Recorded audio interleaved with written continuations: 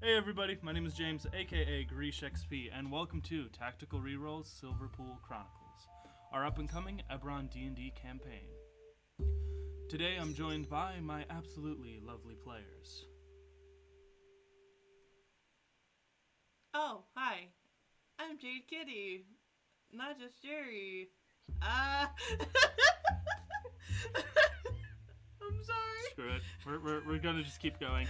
Next up is...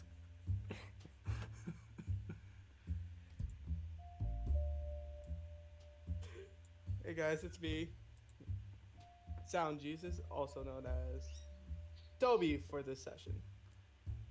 And I am Chasing Fandoms, also known as Harley, and I'm playing the character Maeve. Hello everyone, this is Hardratha, playing as Hardratha. Oh boy, I think we just won the award for the most rocky start out of any... Totally professional, guys. Number one We're professional only D&D... professionals. Number one D&D stream. Okay, so... Quick recap of what happened on our last episode. Episode 1, our technical premiere for this wonderful season. Bluehorn, Hardratha, and Maeve. 3 unique people with intertwined fates. Somehow, one way or another, ended up upon a massive airship known as the Cold Titan. Through a series of unfortunate events, the divine powers to be intertwined their fates once again, leading them all to a similar but equally as grueling destiny. Aboard the observation deck on the Cold Titan, a masked figure appeared and sprung an attack, demanding that the Maiden's Pearl be turned over to him. In a harrowing act, Bluehorn sacrificed their life in order to ensure the escape of Maeve and Hardratha. As the city now lay in ruins from the explosion and desolation of the massive airship, we join in 8 hours later. We're going to start off with Maeve. The last thing you truly remember was impacting the ground with great force. I need to turn this bot down. I'm going deaf. Top 10 professionalism. Where is this bot?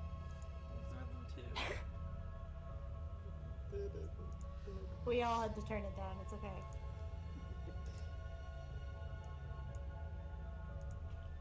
Go away. Not me, because it's me for me. Huzzah. There we go. I can hear myself. Why? Oh wait. There we go. That was weird. We join in with Maeve. The last thing you remember is greatly impacting the ground. Burning explosions rain down all around you. Your memory is kind of foggy from then on out. You find yourself now in a colorless room, devoid of any true substance. All you can see is a black and white bed with a small feminine figure curled up sitting on it. A window sits atop the far wall as pale moonlight streaks into the room. On the polar opposite side, a large wooden door lay shut and sealed. What would you like to do? You said there was a window in the room, right? Yes, it's high up, almost butted right up to the ceiling. Roughly, say 6 feet up off the ground. High enough for you to reach, but the small figure would definitely not be able to. So as the memories are kind of flooding back to her, she's going to immediately jump out of this bed and run to the window to see what is outside. So you're standing in the center of this room. The room there's no color. Everything is black and white except for you. Okay. And the far side, there's just a small bed and a feminine figure hunched up on it. So I was standing, Yes. is what I'm hearing.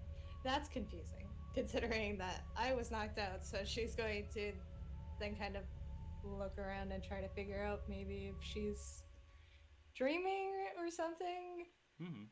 So as you move about, you make no sound. Despite the fact that what you're assuming might be stone floor, you make no noise as you move across it.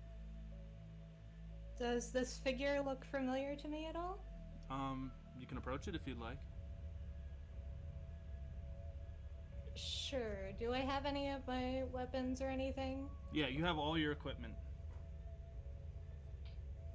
Okay, so she's gonna slowly approach, just kind of having her hand hovering over her sword, but not actually grabbing it from its sheath.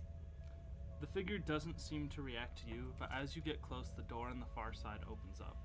The once pale moonlight changes to a blood red as a large hooded figure with this apparatus covering its face and a tube that goes all the way down to a large tank on its back step through. The memories begin flooding in as you realize that this small figure is none other than your young self, the night you found out that your father had perished. Oh. The figure that looms in the door, you would recognize it immediately. You never got a name or a voice of who this figure was, but his ominous large clawed gauntlet that has this massive green sickly spherical organism planted right on the back of its palm has always haunted your nightmares. Okay. She's probably taking a step back as she's just watching the scene playing out. The masked and hooded figure enters in. As it comes over, you see your younger self push against this wall, but no matter how far it seems to try to pull away, it cannot seem to escape the inevitable fate that befalls it. As soon as this creature grabs a hold of your younger self, you're teleported to another room, equally black and white, and you see the operating table on which other people are laying as they begin the Blood Hunter experiments. The twisted mutations often leave each individual unable to survive until it finally comes up to the young version of you. You get strapped in as they pump you full of chemicals and your body twists and turns. You can hear what probably would be a scream, but absolutely no sound comes out of the younger version of you's mouth. The hooded figure just simply looms over, taking notes. He doesn't seem satisfied with the amount of change, and he brings over this large branding iron full of arcane energy. As he goes to move it in, you snap awake and you find yourself in a very comfy room with a bed. You look down as your arm crackles with flame and fire, and you notice that you have your sword in your hand as you snap awake in bed. Seeing her arm crackling, she's going to quickly try to pat it out with her free hand. So you're somewhat accustomed to the power that has been bestowed into you. As the flames crackle, you quickly pat it down. Your skin has these burnt marks all through it. Absolutely painless for you. But the skin around it is slightly seared as the energy crackles over your hand. I'm assuming it burns through my sleeve of my shirt. Yeah, there's definitely clear burn marks on your sleeve. Holes have burnt through in places. She's gonna heave a sigh and kind of curse in Sylvan under her breath because she doesn't really have anything that she can change into. And she knows about her arm and the stuff that comes with it, so she's kind of looking around now, trying to figure out what she can use to hide this. So as you are looking around, I'm going to bring up a map. That is not the map that I'm looking for.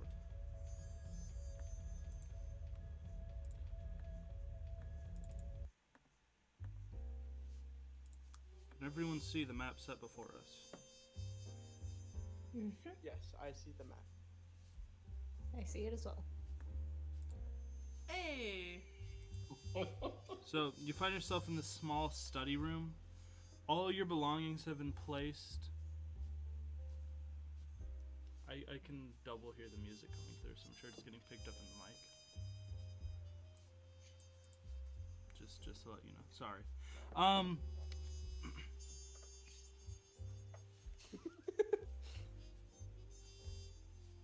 I think it might be playing through one of your speakers or your phone or something. Yeah, I think I can hear it definitely now as well. Yeah. So you find yourself in this room. A plush green bed, now slightly seared by your unusual dark magic. All your stuff has been placed in a footlocker on a table at the end of your bed, and a small lamp glows softly. You can hear people rummaging outside, the soaring of the occasional sky coach, and people milling about on the busy street just beyond your walls. On the desk, is there a window? This room actually has no windows.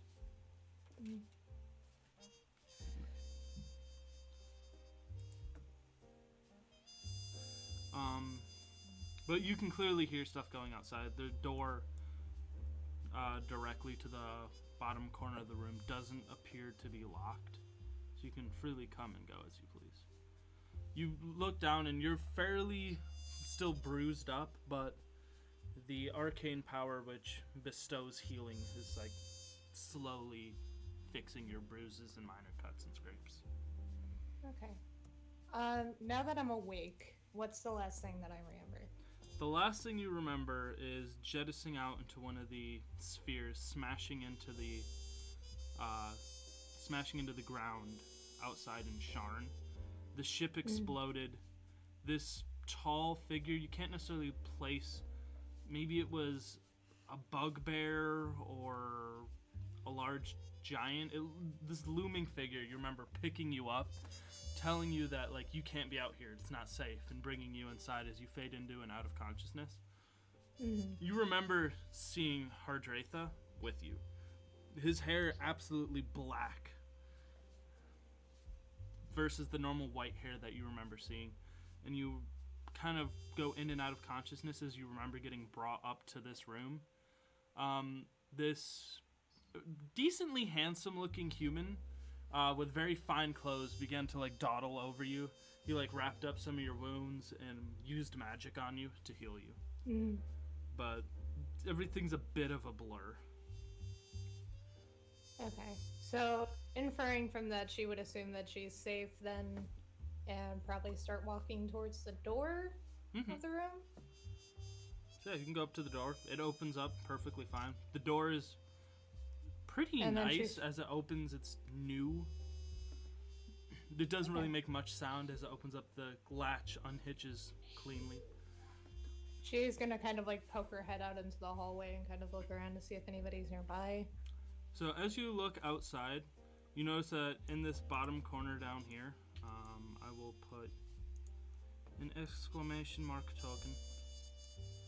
There appears to be a very large handbag just kind of sitting there.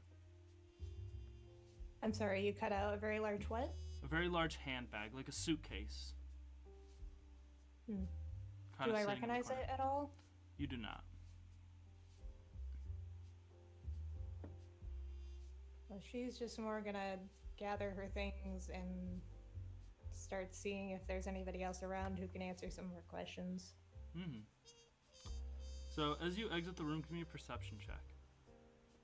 In a minute, let me get to the thing.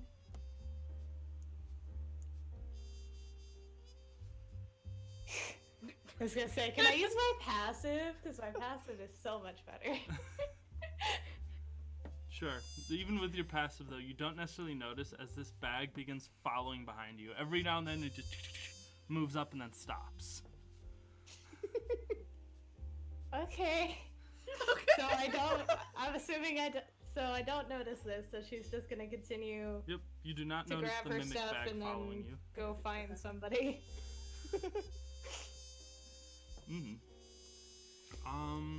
Herdratha, whereabout would you be? Would you be on the second floor, or are you going to be like down in the main? I do not know because I kind of blacked out My myself. question is, So was he equally still blacked out, but not as severely? He was not as severely as Maeve. He recovered during the night, so he like ended up waking up late. I was gonna say, I was already injured before we landed. Yeah. He did crash through a wall. Well, probably cooking, so maybe in the tiny area. So you'd be like downstairs. Maeve, you smell this very gourmet smelling food waft through the area. There's curtains on these windows, but if you part them, you notice that It's daylight out. It's a slightly cloudy, a little bit overcast day. Occasional sprinkles of rain comes down, and there is loads of people milling about. You see people from like all different walks of life bumping into each other, moving on these crowded, busy streets. She's just gonna continue to go downstairs and see who she can find, who she can talk to. Anyway, Toby. Toby. I'm assuming, right? And I don't want to make an arse out of myself by assuming. I'm assuming you ended up coming over to this to the kitchen. Yeah, to the Bugle. Yeah. After Yeah, because the I events. kind of fucked it. So I had so at the end we said I would have one level from just non-stop running. Mm-hmm. So as you enter down, Maeve. Where's my chef? My best friend. He should also be here. Oh, he's not here yet. I actually had to retcon that. I misunderstood who you're talking about. As you come down, you smell this really decadent food. As someone who's dealt with like Dragon Mark houses, you definitely know the smell of gourmet food when you smell it. Mm-hmm.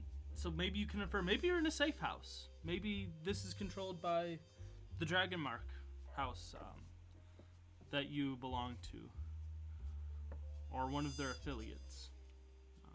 As you enter down, did the map update? Yes, it did. Huzzah. Splendid. Lily, you were in the kitchen. What are you cooking? It's morning, right? Is it or is it? Yeah, it's morning. It's probably more pushing like 10 o'clock ish. I'll probably make like a brunch, like a mixture of I don't know. I'm trying to think. What would Lily be cooking? Because this is like the day after, right? Yeah, it's only been probably about 6 hours. She probably would make something hearty, actually. I feel like she would like have probably last night. She probably wouldn't be able to go to sleep, so she's just been cooking a stew overnight. And so just have like a stew with just like some beef, potatoes, carrots, and seasonings. Just like something simple but hearty. And probably have like some just have like some fresh rolls in the oven, being cooked. So, Maeve, as you come down along this area, you enter into a kitchen. And you see a somewhat familiar face. Somewhat familiar. You kind of have a vague recollection. This 8-foot tall... 7'3". I'm 7'3". 7'3". I might as well make myself 8 foot. What difference is it going to be? I'm gonna be 8 foot. 7 foot... Oh, you are 8 feet I'm now? gonna be 8 foot. Right? Okay. You keep saying 8 foot. Like I'm gonna accept it. I'm 8 foot. It's official now. No, I'll correct myself. No. 7'3". No, 8 foot. We going with it. 8 foot tall. She randomly grows another foot while standing in the kitchen. You're right. It's just 8 foot tall panda with this massive chakram hanging from her back. She's dressed in... Actually, no. It would not be hanging from my back right now. Wouldn't be? No. I have a special area where I have it set up when I'm in my kitchen. Okay. She's cooking up food in this area as you like walk in. It's a very nice looking kitchen. It looks like something that'd be in a tavern or a restaurant. And she's the first Did you person notice you see. I'm there? Unless, are you moving stealthily? I'm just walking normally. Then yeah, she would notice. Howdy! Nice finally see you awake there. Chop, chop, Immediately chop, chop, taken aback by the loud voice. She kind of just blinks and goes, where am I? Well, I assume that you and the other fellow are my first 2 customers to Lily Bugles. Welcome, welcome. I don't know how much you remember, but you crashed into the shop across the street, and I brought you in for specific reasonings. City guard couldn't really bother since of all the chaos. Surprised you actually woke up. I thought you'd probably be slumped out for like another day or 2. What can I say? Good stamina. Do they have any news about stuff that's going on? Believe so. I think Alan has a newspaper out there. Oh, thank you, Rich, for following her. I said thanks, Rich, for following her. Oh yeah. At this point, when you turn around, you do notice that this handbag has just been, this large suitcase has been following you. And as you look at it, the suitcase like opens up, and you see like 6 eyes looking out at you and blinks. She just kind of blinks back at it. Blink, blink, blink. She just kind of blinks back at it. The suitcase And closes and shifts into a form of a chest with like a bunch of little legs, and just goes back up the stairs. Would I know what that was? You definitely have seen a mimic before. They're a common pest within urban areas. They'll sometimes take on the appearance of barrels or trash cans, but oftentimes they'll prey on drunk people or other pests that live in the city. The fact that there's just one casually chilling in this house, though, is a slight reason for alarm. Yeah, that's kind of the reason why she kind of blinked back at it and then watched it go back up the stairs like, what the heck? Ah, that's Rich. Finally, he was here before me. Had a little tussle with him, but I told him he can like prey on when the people are at the bar. He can beg them for money if he wants money. All right. But if you want, go around there. I'll bring out some food in a moment. Your other buddy there, he's sitting at the table with Ellen and Toby. Oh, where's my manners? And at this point, Lily will like clean off her hands and like walk over and put out a big bare hand like, I'm Lily Cook. Maeve, as she offers out her hand as well, she's a little doe-eyed at the moment, just kind of looking around, being like, I don't know what the heck is happening. You notice ever so slightly that Yeah. there's like burn marks on her Yeah, I clothes. was gonna say, like, would I see her mark or not? Not her mark, but you do see there's burns on her clothes. Oh, honey, do you want a new shirt? I mean, I'm pretty sure. I think you probably Ellen's size. He's a small boy. I heard that. You know I'm right. Yes, I would greatly appreciate that, All right. actually. Well, up in the room that you were in, that was where you were staying at for a little bit. There should be one of his shirts. Probably eat something first and then go up there. And if you need a shower, there's a shower. Don't worry about the water here. I heard about how the water for down here can be really bad. All water in this establishment is recyclable and new and magic. She nods and then goes back up to change her shirt before going back out for food. Alright, so you run up and you change your shirt. Oh wait. Just Oh wait, because she honey. wants to hide it. Wait. Gotta come back here. Open. Now you can go upstairs. Cause there's an arcane lock on the door. Don't you want to be able to go back up? Thank you. Just She kind of like tries to squeeze through this I would hallway past her. I would honestly step in here for you to go by. Well, I didn't know if you had to hold the door open No, for it it stays to open. not lock again. It stays open for like a few seconds. Okay. So she goes upstairs and changes before coming back down because she wants to hide the thing on her arm.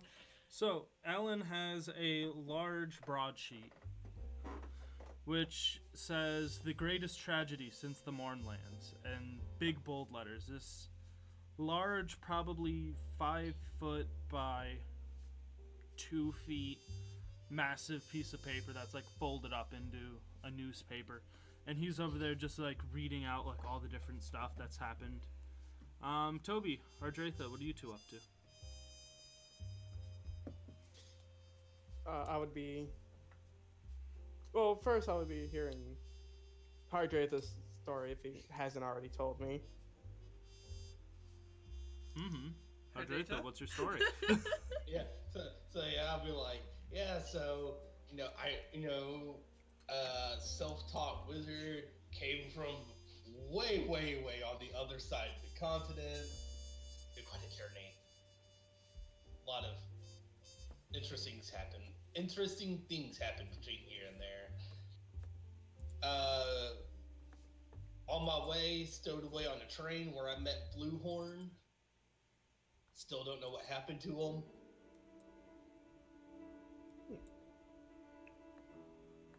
You've heard of Bluehorn before, Toby?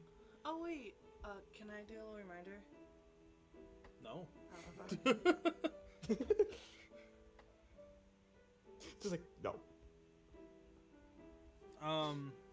So you've heard of Bluehorn. Toby, as you're looking at Herdratha, do you still have all your wands and spell books on you? Yes, I do.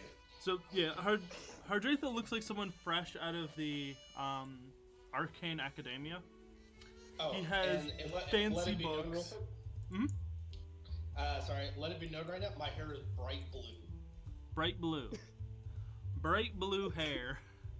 And he has two very large tomes, one of which is kind of a basic traveling spellbook, but this other tome it has blue suede leather on it and dragon shards, Eberron dragon shards built into the cover, and has a glyph of protection on this book to prevent it from being damaged.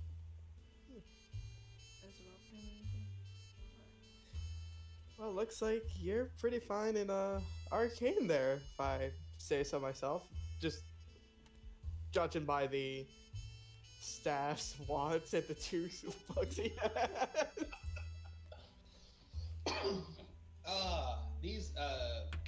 Now most of these was given to me to Bluehorn right before we escaped the airship. Well, that was nice of him. Alan looks up at you guys. So, Herdratha, is it right? Yes. You're telling me you were on that airship when it exploded. Yes. So, you could probably tell me better on what happened than this broadsheet. He folds up the paper and puts it down and looks eagerly at you. Alan, don't pester us, I guess. He leans over aggressively, like almost into like where Toby's sitting, to like stare at you from the kitchen. He kind of stares daggers into your back, and then like leans back over. He props himself up slightly on his rapier, which is a very nice silver handle rapier with a emerald pummel. Main thing that I remember was following Bluehorn, we stowed away on the airship. We were both trying to get here to the city, and but Bluehorn was discovered and he was brought before the Admiral. I followed them to the Admiral's office, and whenever we were there, a strange being, or a masked figure wielding the power of stars, showed up and began to blast everything. Wow. So, according to the broadsheet, it said that it was like an internal structural failure or something that caused it. So you're telling me that this was sabotage, not necessarily just some freak accident. I'm gonna bring out food now. Alan's over here just eating all of this up. Alan loves a good story. So Lily comes out carrying this like large tray of food. Give me a cook's tool check to see how gourmet this food is. Oh, I'm concerned. What do I have to roll with that? Your proficiency. I don't get any bonuses since it's all fancy stuff. I'll give you a +1. So should I assume I will be coming in around this time just because she probably took a moment to look in a mirror and make sure she wasn't too much of a mess? 19! Yeah, this is some really fine food. Now, Alan, don't be going around telling stuff about that. There's other stuff I need to talk with them about it. Which, if what's going after them is a problem, it could be a problem here. She's like, well, as the shining member of a dragon house myself, we specialize in protection and security. So, Alan, I had to save you on a train because you were scared. he stares daggers into you again. Oh, really now, Alan? There's a difference between being scared and making a tactical retreat. I'm gonna pat Alan's head. And As Maeve just comes up to sit down and doesn't really say anything. Hey, honey, I hope you don't mind. It's beef stew and some bread. I just kind of wave at Maeve. And I'm gonna She lean kind over of her. blinks at your hair. I'm gonna lean over like, Celia, Contha, there's some food up here for you. It's on the counter. Cornthud's out and about. Oh. He left earlier this morning. Well, see what I know that he left. Good question. Possibly not. So I would just call it out just in case. You never know. So who's the one with the newspaper? That Alan. is Alan. You She's vaguely gonna- remember him being the one who was kind of like dawdling over you. Mm. I'm gonna sit in his chair over here. This is where I'm at. She's gonna look at him and ask, have any names been released of any of the deceased? Well, the biggest name in all the papers. Oh boy, this one is interesting, and I know my dad's gonna be having an absolute field day. Admiral Fresco has been confirmed dead. His body was found charred to an almost unrecognizable crisp. She kind of brushes that one off and kind of goes, anyone else? I was there for that one. Oh, well. Cool. I want to get your first on the story. Alan. Sorry, he flips it open. He's just curious. He names off like a bunch of guard in general, like laborers. You know some. None of these names like stand out as anyone important. There's currently though like over 200 people missing from the ship itself. 500 people total missing. Between the lower area foundation, which got absolutely wrecked. So sorry, Toby. That area of the city's closed off, so it's gonna be a little bit. Oh, granted, you're criminal, so you'd probably just sneak in anyways. Why am I wasting my time? It's gonna be a problem anyway since my home got crashed in. It's all good. Oh, we'll figure out something, Toby. Maeve, you see that Alan is wearing a interesting pendant around his neck, which has a chimera head on it. So does that ring any bells for me? Yep, it is somewhat of a rival house. You have a very interesting relationship with them. It's House Deneth.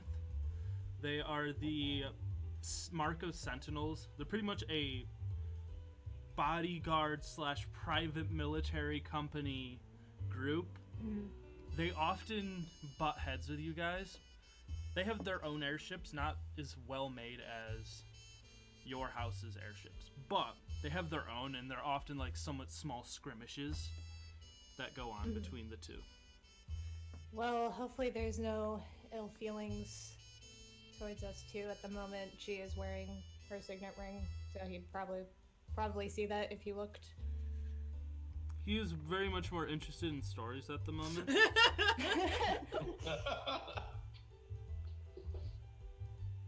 She's more so relieved that her family's names aren't on that list of the deceased currently. House Lyandrar has like released an official statement, and like if you ask for the broadsheet, he'll give it to you. But their official statement comes from the second in command of the area, and it's pretty much saying, oh, it was a major technical failure. We're going to be putting money back to help people who were displaced by the damage done to the city, and we're going to be paying for complete funeral rites for everyone whose family members were killed within this horrible tragedy. She And probably will ask to see it just in case to read over it. so he hands it to you. It's this large 5 foot long, but it's all like folded up into a nice little packet. It's a foot tall, large piece of heavy paper. In the bottom, it does have another Dragonmark house stamp on it. All the dragon marks. House Civis, who is the gnome house based in Zalargo. They pretty much control all the information trade. So these papers are all made and written by them, and you kind of know whatever they say is law, even if it's not true. Yeah. She's just kind of looking over it to make sure there's no mention of her family's name. Nope, yeah, you go through, you don't see any of your family members listed among the deceased. However, they are listed among the missing, so that just means they haven't reported into either the City Watch or House Lyandar. So, I hope you guys enjoyed the food. But I do honestly gotta ask, if you don't mind. I don't believe that newspaper whatsoever. For a simple reason. I heard you guys saying about the masked figure appearing. Yeah, Toby's gonna be questioning that too because he will state that he kind of told a lie to his employer saying that he was attacked by a masked man, even though he wasn't. So now wait. he's more into it. Wait, Toby, you didn't actually tell him, Bullet? Oh, Nope. sugar. And like Lily's gonna be like, oh, a little like heart, like sweet touch. You know, I mean, I guess I can trust you a little bit more. But now this brings a higher question of the masked man. Well, the reason why I was asking is, and at this point, Lily will specifically look at Maeve. Hon, do you remember what you had with you last night? Something about a pearl that the Admiral told me to protect and get away from the figure, even though I was assigned to protect him in the first place. What? There's more. No offense. No offense, I don't think you would have been able to protect him. Still my job. Hon, you have no idea what you have, do you? Well, had. I know it was something important, which I'm assuming you have now. As she kind of makes eye contact with Lily. Lily, like, her eyes are just like, there's no pupils or anything to them. They're basically white with like a little hue of a more blue white. Roll me a history check, Maeve. Man. Wow. I'm just rolling crap today. Oh. I'm just rolling crap. Okay. Nothing jogs any memory. Nope. So Alan kind of leans in. So, you two were both on the ship when this masked figure attacked. Now, I know, of course, it's kind of a civis thing to do, but, you know, being the protection house ourselves, and, of course, making sure that everyone needs to be safe, you wouldn't happen to know the identity of this masked figure? Alan says, like, leaning forwards. Alan, are you being serious or do you just want stories? I'm legitimately being serious. Who knows? Maybe I can, you know, message my dad and No. we could get some people out there looking so this person doesn't strike again. What did the masked man want, if you don't mind? Because that will lead more answers. He wanted that pearl. At this moment, I'm gonna look directly at Alan. Your dad can't find out about it. What the general had is what I have. Alan kind of like nods his head slightly. You can definitely tell that he's thinking about something, but he's not saying anything. As far as I know, I don't know anything about this figure.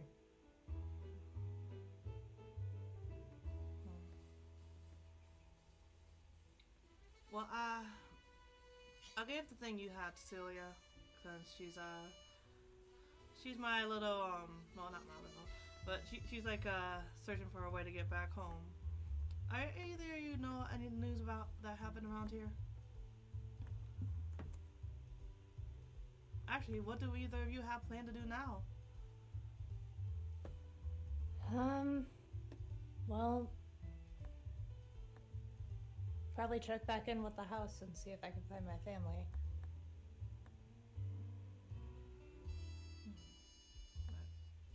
You guys, if you need somewhere to come back, you can always come back here. All I ask, honestly, is you don't tell about that pearl.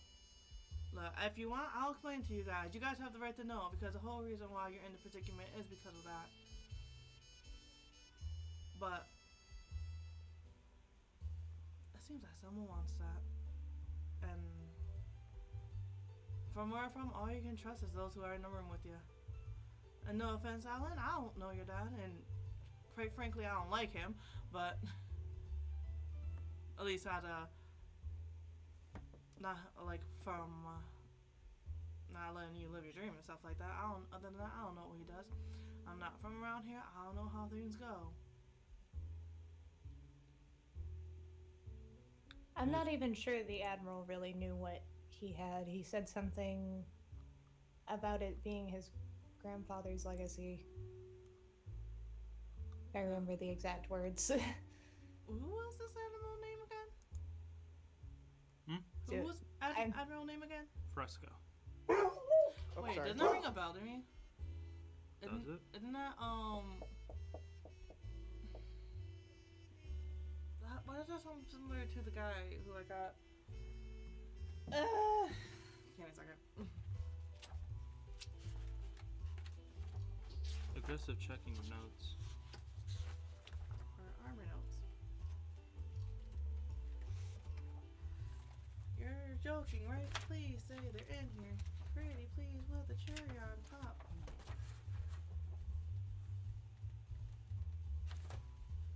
Oh, well, ripperoni. Not like I wanted to remember. Oh, wait. So Alan like cuts up some of the food that you that you made and just starts like eating. So, Toby. Yes. As a recently homeless person, what Alan has no tact. What exactly are your plans now? I'm assuming you're gonna keep running with your criminal group.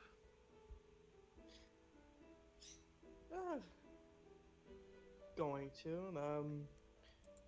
I just recently put in an order for 2 daggers and a new arcane focus. Because from our previous nights, yeah, they're kind of damaged. I'm just waiting for those to come in. But other than that,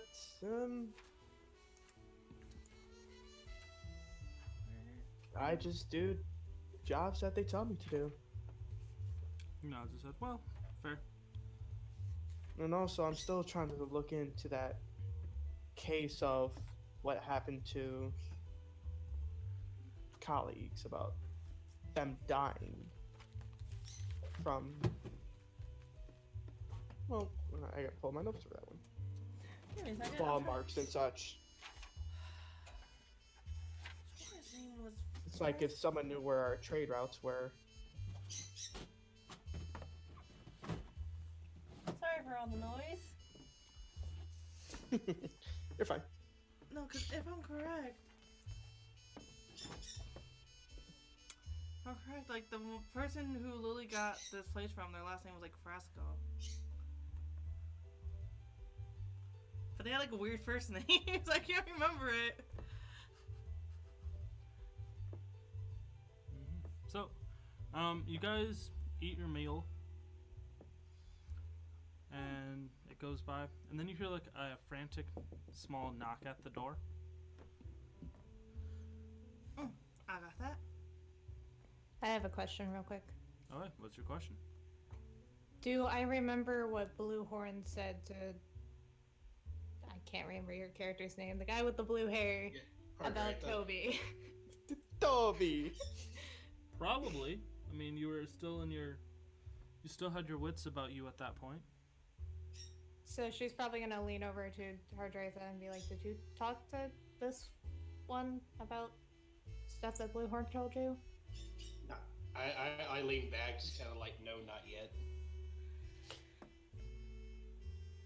She kind of nods and says, well, this is the only reason why I'm still here and not looking for my family. Because I told them that we'd get this done. So, Lily, you open the door? I opened the door. So a small gnome, well-dressed, simply walks in and brushes by you. He takes out a small notepad, flashes a badge that has a cockatrice on it, and then quickly puts it away. Howdy? Ah, yes. Hello. Greetings. Ziltax Selza here. Are you the owner of this establishment? I am What's your name for the record? Lily Cook. Great. How long have you been a member of the Sharn community, by the way, Miss Lily Cook? About a month. Oh, all right. Very interesting. Very interesting. But tell me, what's your eye account witness of the attack on Sharn that happened? Wait, what? The attack that happened last night, of course. Oh, I was sleeping. I don't know exactly what happened. I just read what happened in the newspaper. Oh, well, very well, very well. And who are all of you? Quickly, are you all Sharn citizens? You live here, of course, correct? And he gestures toward Alan, Toby, Maeve, and Hardratha. Yes, I do. Yes, splendid. And Toby's head is like, why the press at this moment? In his So head. who are you? Well, I told you who I am. I don't know what that means. I'm Ziliux Selza. Yeah, and? I am a gnome inquisitive reporter. Here gathering eye account witness in order to help further this case. All of your names for the records, please. Looking back over, Alan just rolls his eye aggressively. Alan's like, With all due respect, I think none of us were even in the vicinity for that incident. We've only just heard about it today. Well, you must at least have a possible suspect. Do you think that the members of Thrain might be declaring war against the great and mighty country of Breland? Wait, what? Politics. I know- Have you been living under a rock? I lived under a mountain. Well, that's close enough. Miss Lily Cook lives under a rock. And, like, literally writes it down. Wow. Look, sir, we were all asleep. We were all asleep. We didn't really see much. I just ran outside last night because across the street from us, you should be asking her since they had the whole thing caved in. Oh, yes. I did. I was already over there. And I got their eyewitness report of two people that look very much like these two over here, gesturing to Hardraith and Maeve, smashing in through this poor, lovely lady's storefront, absolutely ruining and demolishing the place. A public menace. Would you believe it? Well, it wasn't their fault if it was that whole thing. Look, I went outside. I saw people on the street. City guard was busy. I brought them in, healed them up, and they went to sleep because they were passed out. The eagle eye reporter spots your ring, Maeve. And his eyes narrow. Ooh, well. What do we have here? A member of House Landar itself. Interesting. I'm assuming you are aboard the ship. Judged Maeve by... kind of just stares at him and goes, "Yes, I was working on the ship. I escaped with everyone else. You already have all the information you need." Well, there's always a story to be had, especially when, you're working with the City Guard. The City Watch themselves have, slightly contracted me and my fellow, compatriots to help do a citywide investigation in order to piece together the best amount of evidence Now, in what order to exactly possibly does make slightly the case. entail? Hmm? What exactly does slightly entail?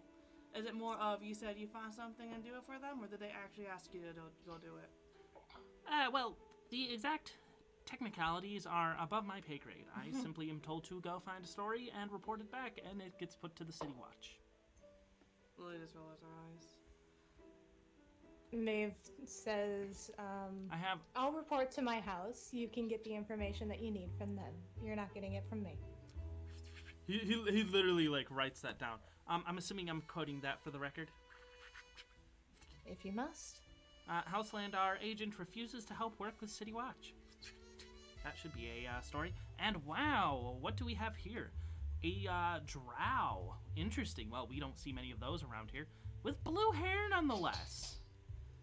This gnome literally just walks up to you. What's your name for the record? You're absolutely an interesting character. Considering, you smashed in through a lady's wall directly into her bedroom and ruined a bunch of arcane tomes. Yes, very expensive. However, she was willing to forgive you as some sort of refugee. I don't know. People are very kind-hearted around here. Indeed, and I am very grateful. That's it. Yep. Question.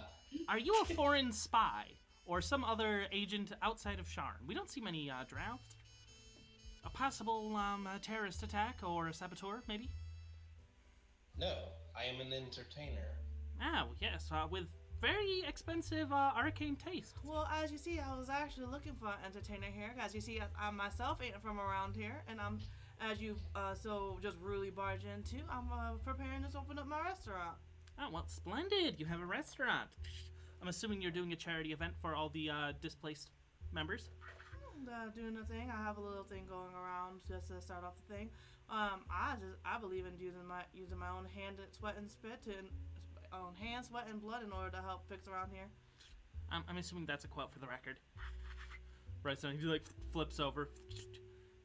Alan Hartright, I already know who you are. A possible wanted city menace and sky coach thief. Lily just laughs. Alan just absolutely has no words to say to this gnome. He just shoos him off. Alan's like, if you want to talk to anyone, my dad's office is always available. Of course he is. Daddy's money could fix anything. Oh. No, and lastly, he goes over to Toby. But before Toby can say anything, can you make me a dexterity save? Me? Wait, Yeah. me? No, Lily. Oh, okay. I got 6. Boom! The door slams open. You get knocked prone and pushed to the floor. Okay. As both of these doors fling open, and a gray-skinned orc with a bullet for one of his tusks walk in. He has an arcane pistol drawn, lifted in the air in one hand, and he has a knife in the other. What? Behind him, you see, Toby, a very familiar face. This massive, hulking, 10-foot-tall, 800-pound, blue half-dragon.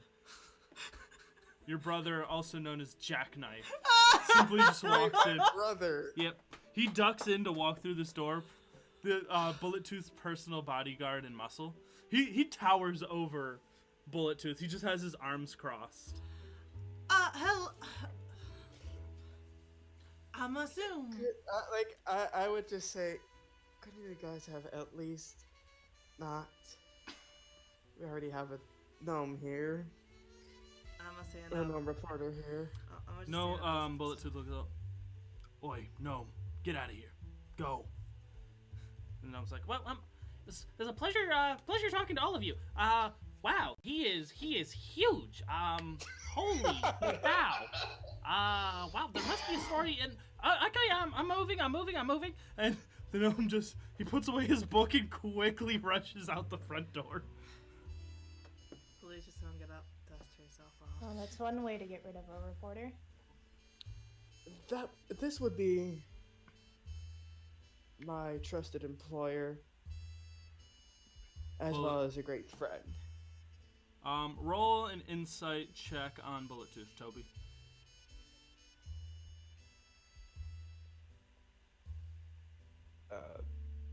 You cut out there. Roll an Who's rolling insight the- check. Me? Yep. Oh, do.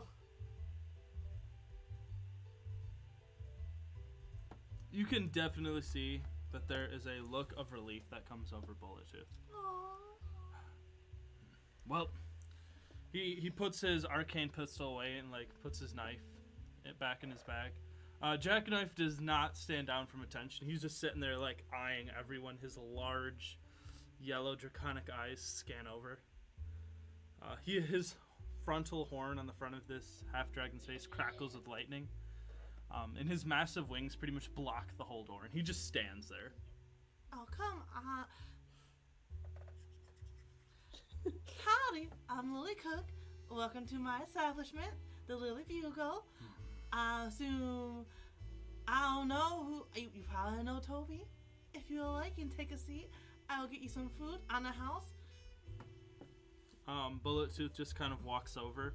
He grabs Alan's chair, dumps Alan out of it, put it back down, and takes a seat next to Toby. Just looks up at Bullet Tooth how dare you? Sir. Bullet Tooth looks at you what are you gonna do about it? He's with the tiger eye with me. I can tell he's with the tiger eye, Toby. Hang on. Let me look at something here. Miss Cook. Can I try to stealthily put away my signet ring? Give me a sleight of hand check. Yeah, go for it. Sleight of hand or stealth? Sleight of hand. Hey! Hey! You flick Finally, it a like good roll. you slide it off your hand right down into like your sleeve, and it kind of slides down to like where your elbow is and just rests there. Ninja. Looks out.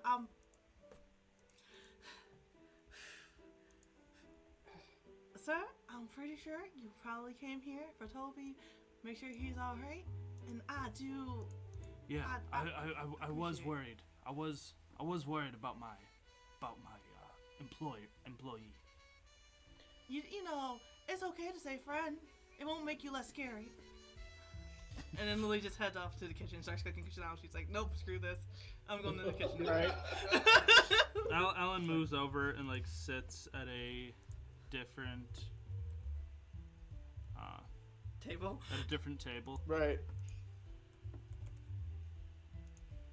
I'm completely fine, Bullet Tooth. This will be Bullet Tooth for the time being. Last night was a mess.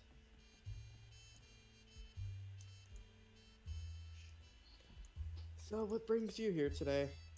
And I'll say, like, why is the dragon in my kitchen? Big towering half dragon. He has to kind of like duck to fit in your establishment. You can sit on the stage if you want, hun. You don't have to duck. I know it's sort of short.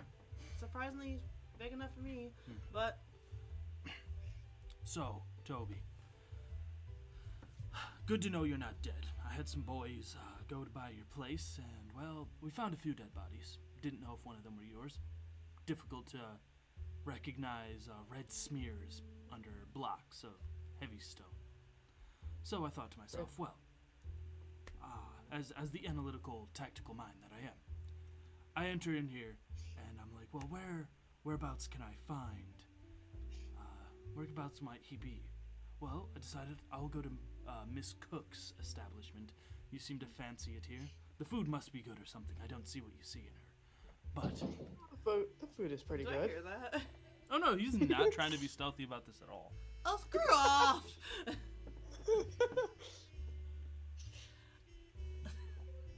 Lily's just like annoyed. So, Gotta deal with the gnome, and now deal with this disrespect. So I imagine you heard of the happenings of goodness. last night then. Sorry. Heard about it. I saw the whole damn thing. I happened to be up in the upper city, watching it explode. Ah, so you had a nice seat for that. Well, I don't know if nice is what you can call it.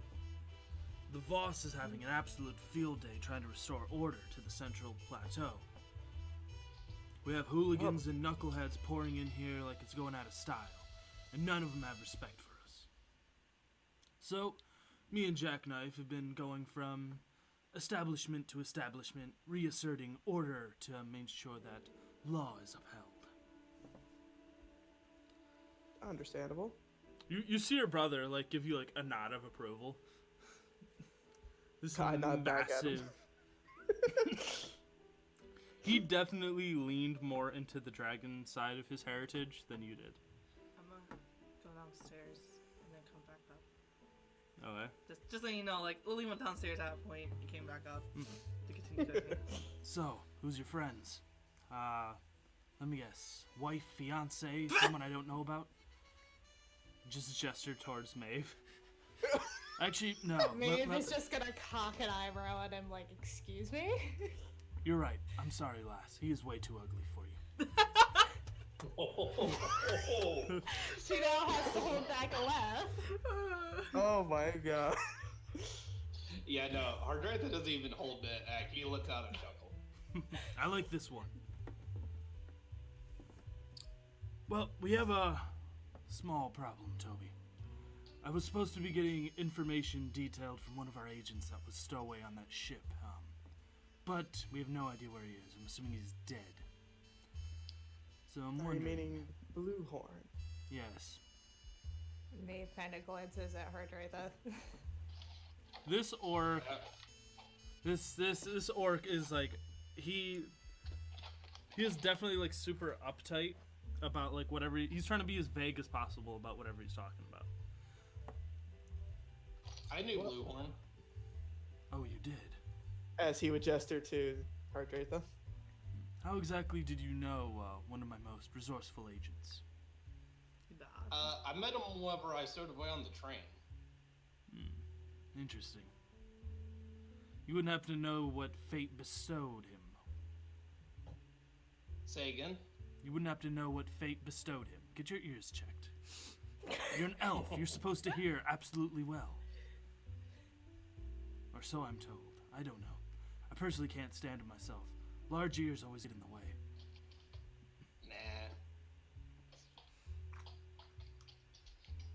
Nah. But yes, he did tell me what... He told me to find Toby and to relay information to him. Splendid. I Which will came at a compensate you perfect time. handsomely for that information. And he goes into his thing and pulls out a bag of gold and drops it on the table. Alright, well, I'm gonna say whatever Toby told me to tell them. Yeah, whatever information you gave Bluehorn to them. Mm-hmm. Didn't I give we you never- a thing to give right. them? Yeah.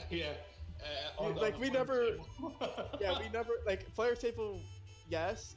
We just never written it out what it was or anything. We just kind of went with the flow that we already had it. Mm-hmm. So, either way, all that information that was given is going to Bullet Tooth. Alright. So yeah, so Bullet Tooth jots down.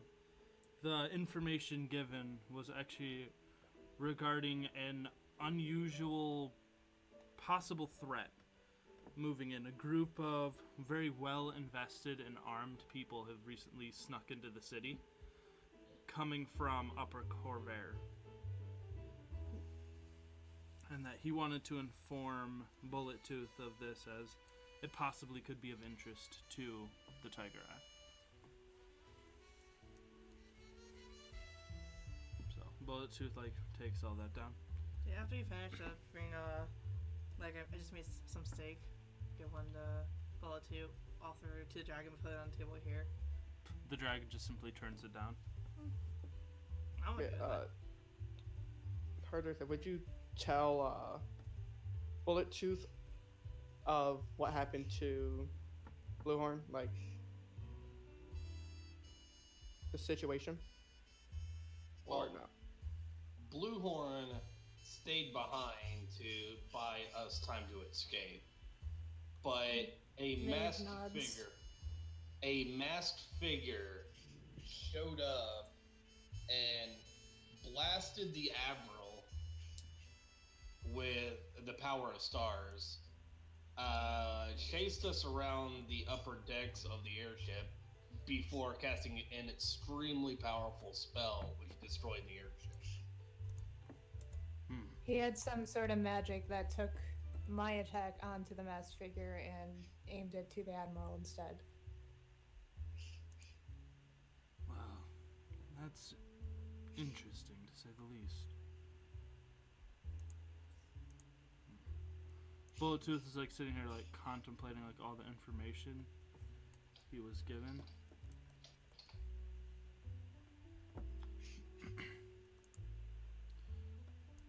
So, I'm not going to beat around the bush. He's dead then.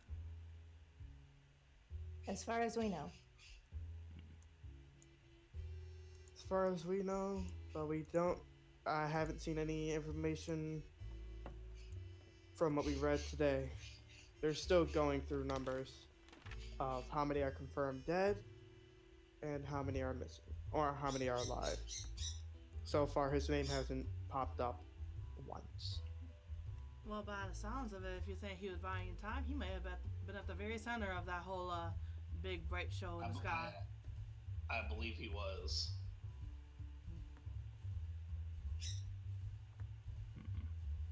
One way of going down, though, kicking and swinging and covering someone else's blood. Sounds like him. Yeah, it sounds like most of us in the Tiger Eye. We don't give in too easily. So, tell me your story. Who are you? Gesture toward Maeve. I like to know everyone who's in my territory. By the way, the steak is splendid, Miss Cook. Here's this for you too. And I hand him a whole bottle of troll spit. This definitely She's tickles gonna- his fancy. Bring on a few cups for us. I know, Jackknife, you don't drink on the job. Do you want something for later, hon? Or if you want, after you work, you can come back and I'll get it for you in the house. To Jack. He just grunts.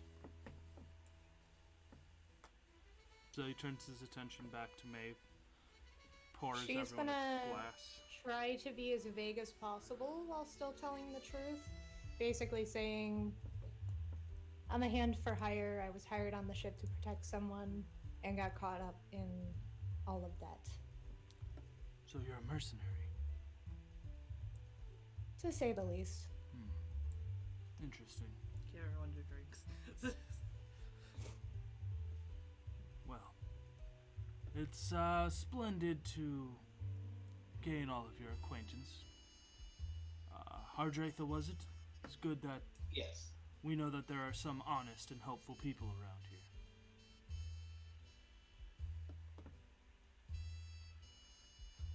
He goes back to his food and doesn't say anything for a good bit. Sorry, what was that you cut out for me? Oh, he's like, it's good to know that there's some, crap, what did I say? You know, there's some good, honest people Yeah. in here. And then he goes back to eating. Well, Bluehorn saved my life, and I thought of him as a friend, and he told me to find Toby.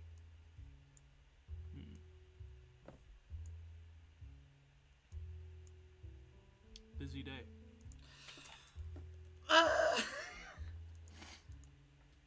What? I see You someone okay over outside. there? No, I see the door. Like, God dang it, who else is coming? Like, it's not even opening, man, yet. I think Oh, great. before that happened, the leader was like, "Bullet, what is it you need, hon? You didn't come here just for Toby." Actually, I came to possibly look at our investment. Well, aren't I lucky? I see that she rolls her eyes. Well, look what trash we have here. Oh, Bullet Tooth, Jackknife, move out of my way.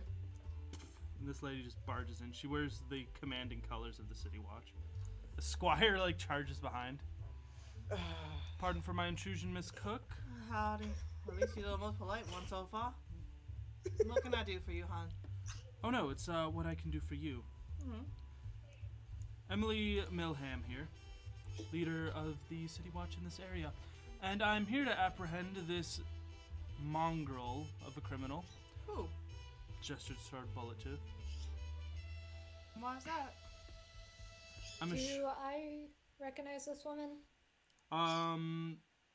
Yes. She is a knight of the City Watch, and she controls the Central Plateau. Like, she's in charge of Elandris Kitchen's division of the City Watch. She's pretty much like the police chief. Mm-hmm.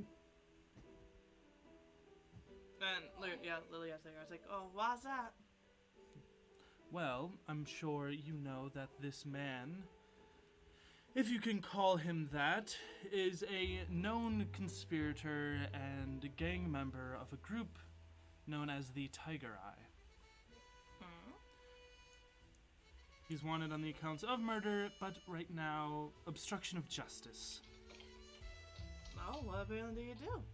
I mean, he been here just eating. He broke into an active crime scene, stole evidence, and then ran out. I've been tailing him all the way here. Of course, it wouldn't be hard to follow the massive half-dragon.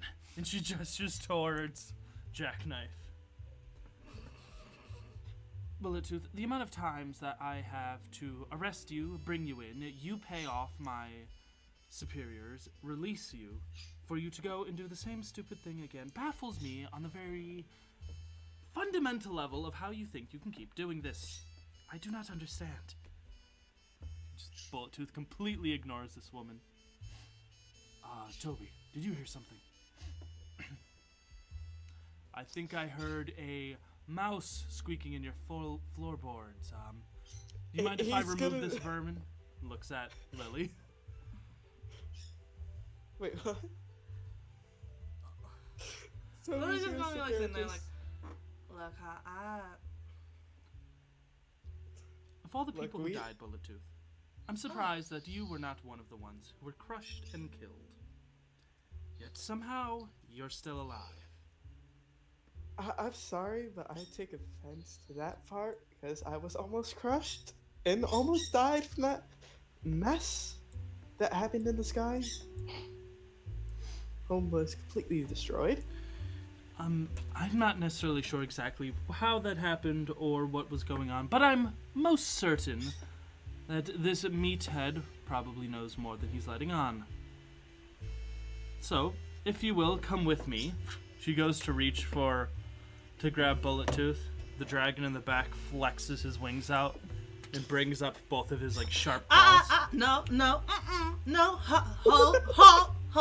halt. I just spent over 1,000 gold on this right here. You can take this outside. Please and thank you. Unless you're gonna give me back exactly all that will possibly be destroyed. My apologies, Miss Cook. She's glaring daggers at Bullet-Tooth. I hope that these criminals haven't been causing you too much problem or grief. Not too much. They just came in here and right after. Actually, question: are you guys working with some gnome? A gnome came in here wanting answers, saying they're helping the city watch. No, not to my knowledge. Well, Were you those would be harassed? the criminals Yeah. you Were you would- harassed by those house? I don't know. He came in here oh, we are slightly working with the city watch. I came in here to get information. Quite rudely offended a couple of us, and then he went down the other way. If anything, Bullet-Tooth here helped get him off because it was testing, but Bullet-Tooth's like, well, at least unlike the City Watch, my group actually gets things done. We're here to ensure that Lily Cook's establishment thrives, not gets crushed under your bureaucracy. Move yourself from here, Knight. Your armor oil is fouling my drink.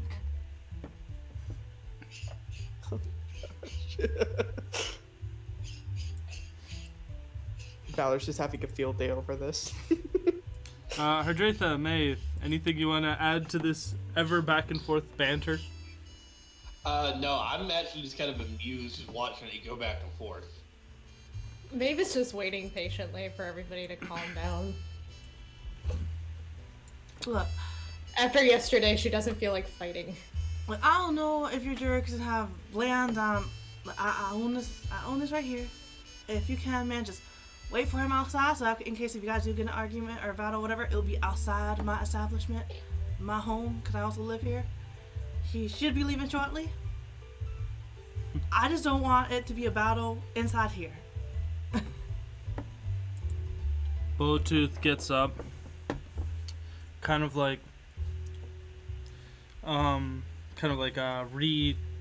reorganizes his outfit, buttons up his jacket, grabs his little last bit of troll spit and flings it across the night. Sorry, I thought that was a trash can. Put his drink down and gestures for Jackknife, and they begin to leave. Oh, Miss Cook. Mm-hmm. Here's a business card in case you're ever interested in joining in on our entrepreneur endeavors. Lily just like takes in his waves him off. You don't have to try to do fancy talk with me, hon.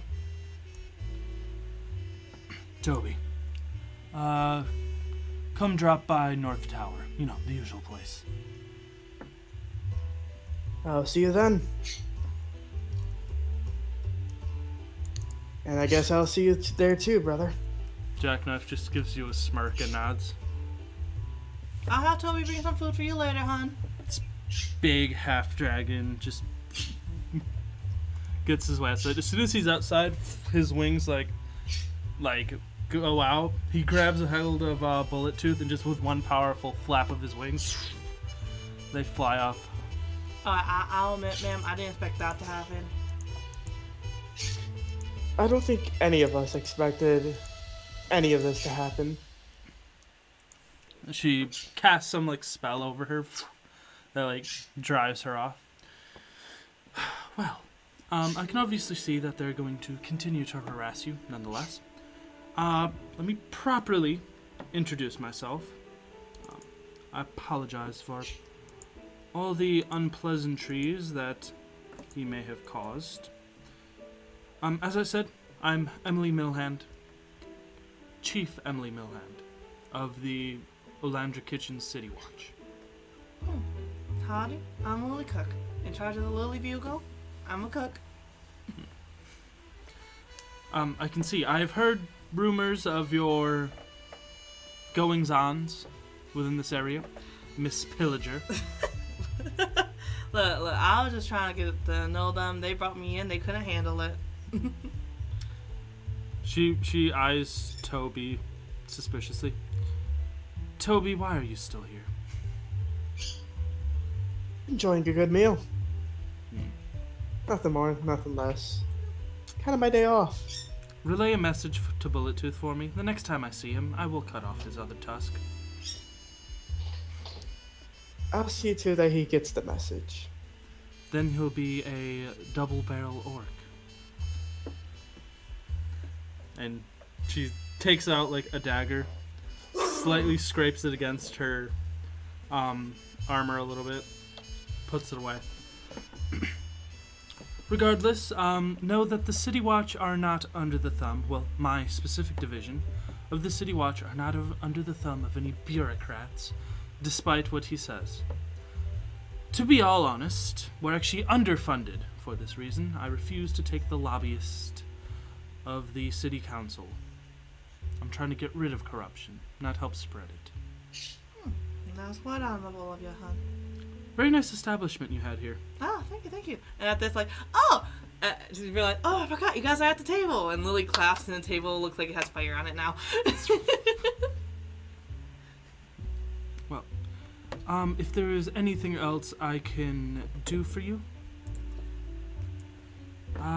make sure you just come by my, station. No, make sure. Honestly, there's nothing else really going on right now. I mean, I'm waiting to see if there's another person coming in, or if you'll be the last. Frankly, I thought you were open with the amount of people that were in here. No, I'll open up for another week.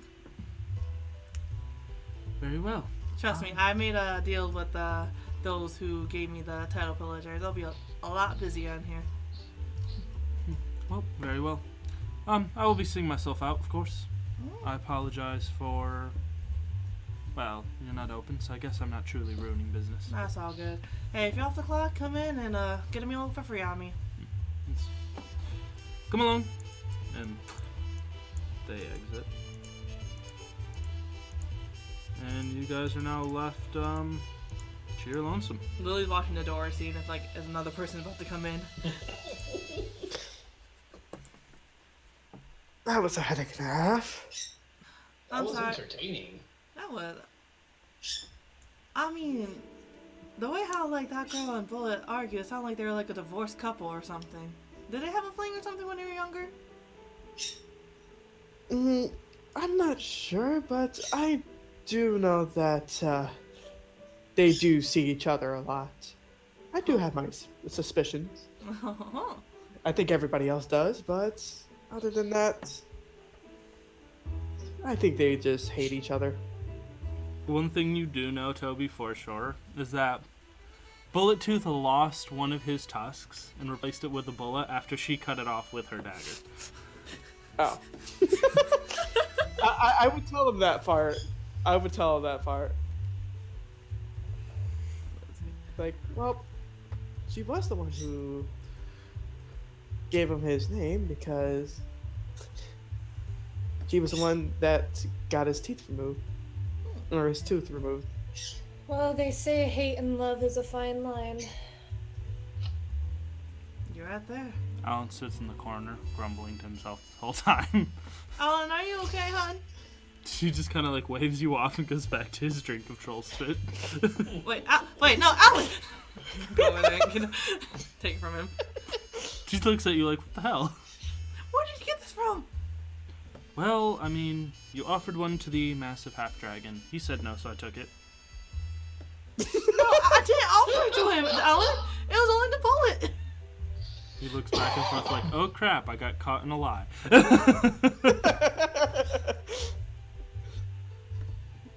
No. Look, I don't need your father hating me because you somehow got extremely intoxicated again. Cause I don't know if I have a bed for you soon. Well, very well. I do have to be off. He like doesn't necessarily tip his hat, but he kind of like salutes you. I'll be back probably later today, maybe tomorrow. Don't get in too much trouble now. Yeah, I'll try not to. Thanks for the meal, by the way. It was fantastic. As always, I promised you a meal. Granted, I've been cooking this entire time, but still. He exits, making sure to close the door behind him. And he heads out. You guys are now left to your lonesome. What do people want to do? Well, There's a whole city with the exception of Foundation to explore. What are you guys up to? I know you, miss, you have a family that you need to find. And you said, I don't know what you plan to do. I was just sort of wide. I mean, if you want to be, I don't know if you have talent with, like, I don't know.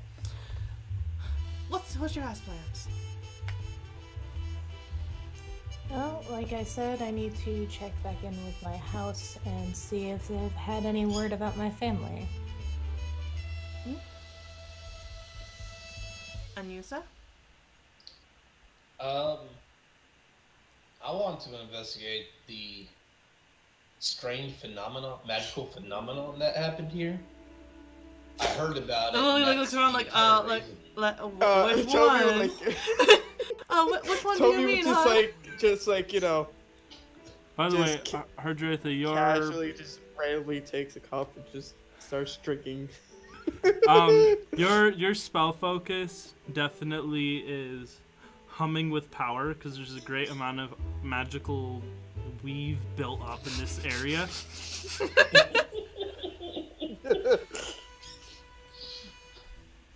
You can definitely tell that this is a place of power. Like Lily just looking side-eyed, like, what phenomenon are you talking about, hon?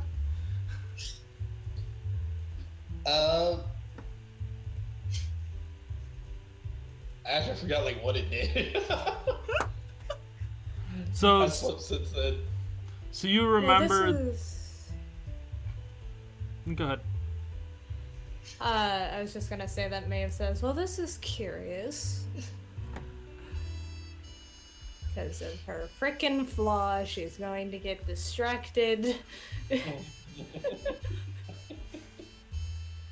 Well, like, which one are you talking about, hon? Depending on what you say, it may have some answers for you. The really big one that happened recently, I heard about it and Like a month traveled ago? all the way. Yeah. So, this is where Lily takes a seat. About that. Like I just immediately pull out like a pen and piece of paper. You guys, What of the press are you? look, I'll be honest with you. The only reason why I'm telling either one of this is because of what you brought, or what you had with you, Maeve. She kind of raises an eyebrow.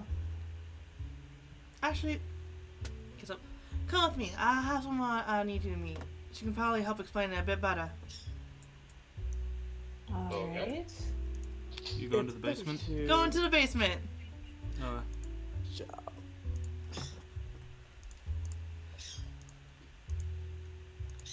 Yep. I will just all head over to the basement. Mm-hmm.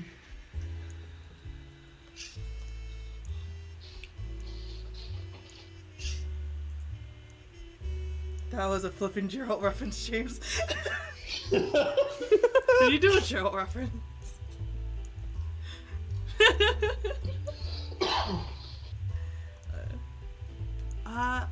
Follow me this way. The basement is a lot cooler than the upstairs.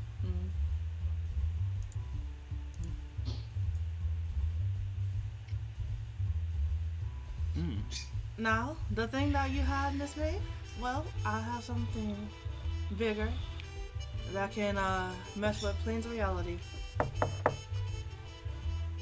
You can definitely hear Celia like moving around. You actually hear like a crackle of magic for a brief moment.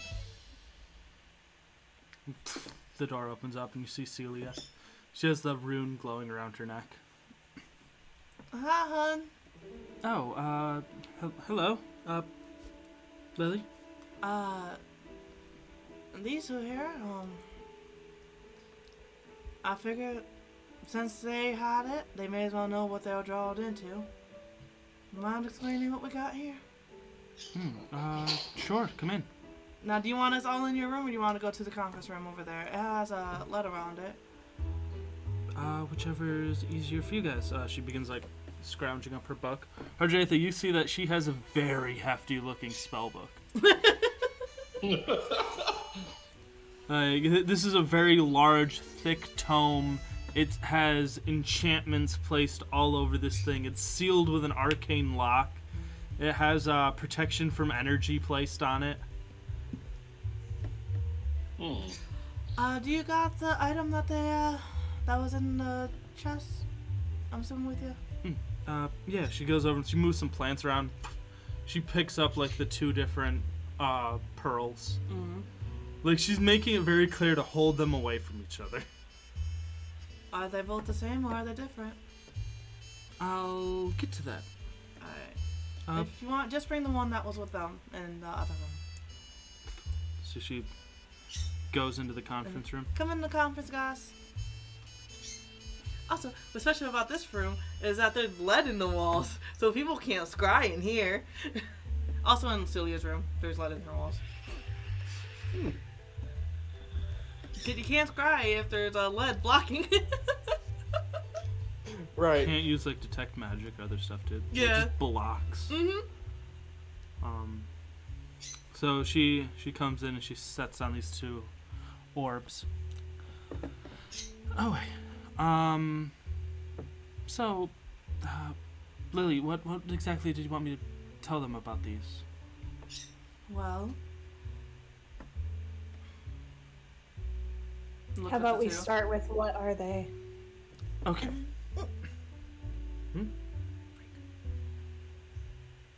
Oh, we do have a break. I guess we have a break. We do have a break. We do have a break. And at that, we'll be going to break. We'll find out afterwards. Hey, this session was going on like so well, I didn't even notice it was time for break. Right. Yeah, no, yeah, we're actually a little bit overdue. Alright, so we're gonna take a 5-minute break and we'll be back in just Okay, now we're actually back. Hello, welcome back everybody. It's James, aka Krish XP, and you're tuning in to the Silverpool Chronicles. Chapter 1, Episode 2. Where we last left our heroes, they had recently entered into their protected conference room in the basement of Lily's Bugle. Celia, a otherworldly being, is about to explain to them the mass of the power that they have sitting simply on their desk. 2 pearls, identical in nature, that emanate massive amount of arcane power. I was a dingus. I forgot to say. So, also, this year is happening right in front of everyone. Essentially, my hair goes from being the bright blue to kind of like a yellowish color. Oh, yeah. yellow Maeve hair. is just gonna stare at him from across the table, like, kind of just squinting her eyes, like. Celia gets a minor reaction too. So, what we have sitting before us are 2 pearls. How much do you guys know about planar magic? How much do I know? Are you proficient in Arcana? Yes. Roll with disadvantage. Roll with disadvantage. Wait, Anyone who is proficient in Arcana may roll with I disadvantage. have a question. Well, like, I've experienced it. I'm pretty sure I would have talked with her. Actually, I wouldn't be asking her the questions. I would already be talking with her about it, so. You got the 4. Wait, Hardrissa, you're not. Tell me no. Yep. You got an Nope, 8. he's actually not proficient in Arcana. Oh, wow. Okay. he is purely self-taught. Yeah, Hardrith and Lily are like, nope, no clue. Maeve, you have heard very basic theories and ideologies of planar magic. A source of magic that exists beyond what you know as the weave. A more potent and raw form of arcane power. Toby, all you know is that one day you woke up looking more dragon than normal and was like, hey, I can shoot magic out of my hands. Yet my brother is like 4 foot taller than me. Yeah, he a big boy. I think Lily appreciates him because, like, oh, hey, I actually have to look up at someone now. Maeve will explain what she knows, her very basic knowledge of it. So he was like, you're on the right track. So, believe it or not, most people don't. There are worlds that exist outside of this one. I come from a completely different world. I don't know how I ended up here. Things went a little awry. Lily's held up a hand. Yes. Well, to be, a theory on it. Oh, God. Gotta get back in Lily's voice. Wait. Yeah. Well, a theory I have on it is that, so there was someone else studying the mirror before he came here, and with the exchange of that, when we, did the whole thing as said, we had to use the, wisp, well, not wisp, but the magic, corresponded to the ritual, and we had to shine the mirror on the ghost, and the ghost could be reflected into it. And the moment that we did the whole ritual and shined it on her, she went in, you came out. Well, this, as she gestures to these 2 things, are what my people use to cast magic in our world. We don't have this weave thing. This is what we like to call mana. It absolutely trumps the, no offense to you guys, your pathetic magic. I am an apprentice. I've only been doing magic for about less than a year. And apparently, from what I've gathered from your guys' reaction, my basic magic is absolutely mind-blowing. She says as she conjures 2 fireballs. Now, you know, Toby, that fireball is not a spell that you can twin. You also know that she is not a sorcerer because she uses a spell book. Right. So whatever magic she pulls from allows her to twin a fireball. Lily, Celia, So don't burn my restaurant. She summons these 2 like fireballs, and then as she like twists, she like reforms the magic into like twin fire methods. And these small flaming elemental imp-like creatures flap in the spot. She waves her hand and they vanish. As she does this, you would notice that one of the pearls' energy changes in color and shifts slightly. It goes from its opalescent aura color to changing to a red. And then, like, the energy is pulled from it as she casts this magic. Well, from the world I come from, beyond this one, people can use this power freely, but this is something completely new and, well, frankly, too powerful for your world. Probably a mixture of, from what I gather, that's probably, I don't know how much you found out, Celia, probably a mixture of the dragons or the whatever. I've been studying all the books that you and Cornthud have brought me, and what I can gather is, however this world was made, it was cut off from the rest. None of this powerful mana flows here. You're like an island in a dead sea. I'm trying to get home, but this, as she lifts, theoretically should let me planeswalk. I should just be able to open a portal and step through to another world. I can't. Even with 2 powerful sources, it still blocks me. Which makes me think that maybe the mirror upstairs boosts this type of power. I don't know. That's just a theory. Where did you guys get these? Well, for me, I still want to know. Can I roll a history to see if I remember the name of the guy who I got this from? Because I lost the book in our move. Straight up, I'm being so serious. Because the reason why it's not in the notes is because of when we did go through it, it was when the stream we don't talk about happened, and I didn't write the notes. Oh, yeah, you can roll. Okay. Cause like I have no idea where it's at. Got a 14. Do I remember his name? Yes. What is his name? Come on, It is the Admiral. Oh, it is the Admiral? Yep. Wait, it was the Admiral who I... Wait, Yep. what? Yep. Admiral Fresco. Lyandar. Probably. Does she saying that say this out loud? Lily's gonna start like, well, see, for me, I took over this place from... Wait a second. What? Do you guys have a Lorandar, newspaper? sorry. Do you Fresco guys have Lorandar. that newspaper? Any So of we you? would just hand it to her. Yeah, Alan left it, so anyone could have taken I'm it. looking. Wait, this isn't. Is there a picture of him in it? Yeah. Is this the elf? It looks like a more aged version of the elf that Wait, you this- met many years ago. I know this guy. I don't think. Okay, so I guess it had to be before the war, or maybe in the middle. But where I came from, my tribe, but the Black Pit, we took in a guy who was crashing nearby, and we took him in out of curiosity of like why he was in our territory. But we allowed him to let him go if he shared with us some of his technology because of what we do. And this was him, this was him who I saw. And 75 after I left there, shortly after that, another like probably about a 75 to 100. I don't know, you guys' time.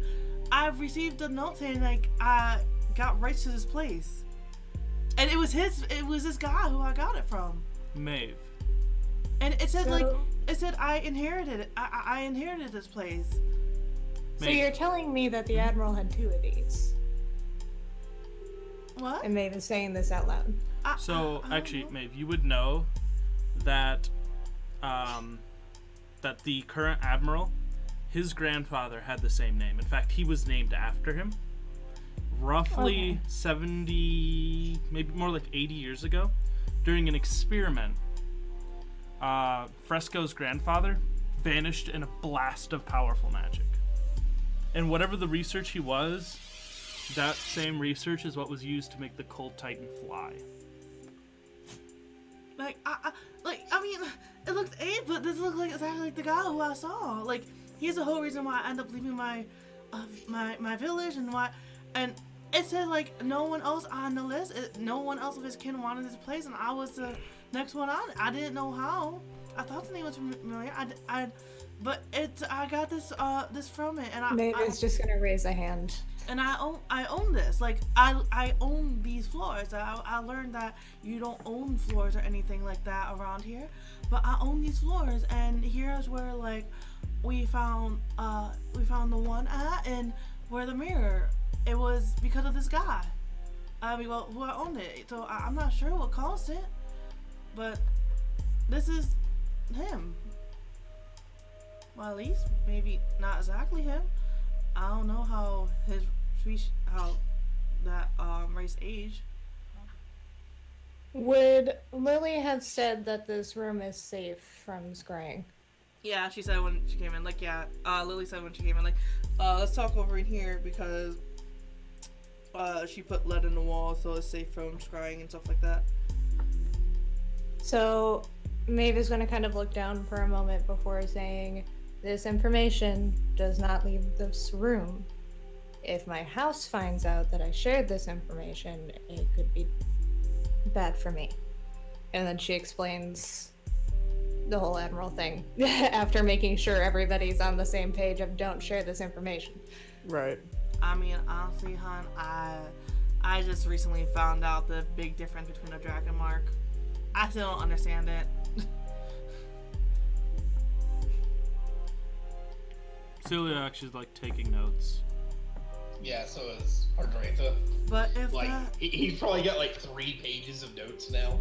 but if he's saying that God disappeared, it may because we'll have to reference like when he disappeared, like if anything weird happened, cause like so. The thing we found out about is, well, these pearls, they power a mirror we have, and we were trying to figure out because I wanted to help Silly get home, put in a pearl, and I saw it didn't look like a home, and I forced myself. I could feel like force myself through. Flashlight happened in the room, and the chaotic happened. And where we went through that, and we went to the dark. What was it called again? I'm sorry. Dark below. Dark below. And for us, and Toby was there, and Celia. For us, it was only like maybe an hour that went by. In reality, it was like a whole day. Yeah, so pretty much from what I gathered, an hour or so in there is a full day out here. Or it may just be, maybe that wasn't. But it was like we were on the same plane, because it was, they still had the thing. Well, maybe we were. We saw the Son of Kyber and all that. I don't understand. Or maybe like the traveling is what took so long. But it was just a brief second for us. Though everything's still hazy for me on that day.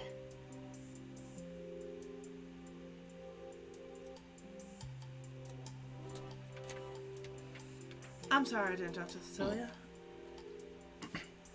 Well, regardless, these, and she goes back to explaining, the pearls of mana. Well, you could use these to power incredibly powerful machines or rituals. They can take the place of any form of material or somatic component. The amount of magic you can pull from these are incredible.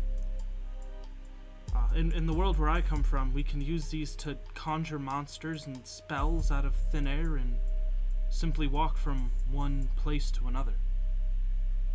We don't need skyships or things like that. We just make bridges that connect worlds. Not to down-talk your place, but you just frankly lack the magical power to do that.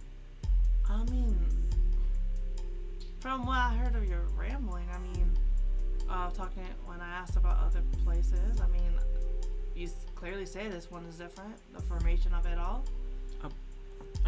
Hardratha, is it? Yes. You're an arcanist, correct?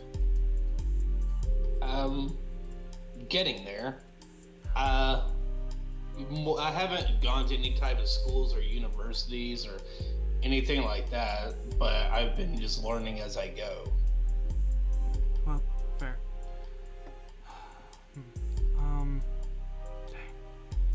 She looks back. Well, I'm gonna need more time to experiment on these, but well, granted, I shouldn't assume. She lifts up the second one, the Maiden's Pearl. The one thing you should know is that if we bring these together, they try to fuse. They try to fuse. Like, why would they try to fuse? The power likes to well together into larger amounts. What happens if they fuse? I have not let them do it. I don't know the outcome, unless you would like me to fuse them. As she brings them closer, these spheres of energy begin pulling towards each other with these like magical Actually, waves. I have a curiosity. Actually, Do you think maybe like the second one will show a different place in the mirror? We can try. But I'm sorry. But Maeve, Hardrita, that's what you had. And quite frank, I don't know.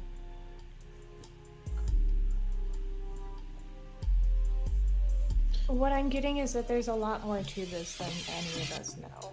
Oh, Right. oh, Celia, we have to be careful. There was there's someone else who knows who wants it, who wants these pearls. Right. So we would pretty much say, Yeah. from what I hear correctly, if from what Maeve and Hardrath are saying, from what happened on that ship, that masked man wanted this, and if he knew, or he or she knew where it was, They'd be here almost instantly to try to take it from us. right? They destroyed the airship trying to get it. Yeah. You can see like a look go over her. Well, darn. I wish you would have led with that. Oh, there's a unique amount of magic that's put off from these things. You've all been, well, exposed to it now, and it will somewhat cling to you. If anyone knows exactly what they're looking for, they can track it back to whoever has, like, residue. Consider it like getting mud on you after jumping into a puddle. Bad That would analogy. most likely be on me then, since I'm the one who crashed with it. Well, is there anything we could do about the residue, or? Well, it should wear off by using magic over time, but, I have a question. If we put it in the mirror, does that contain all of it? I don't know. I'm not necessarily an expert on these things. I'm sorry asking so much.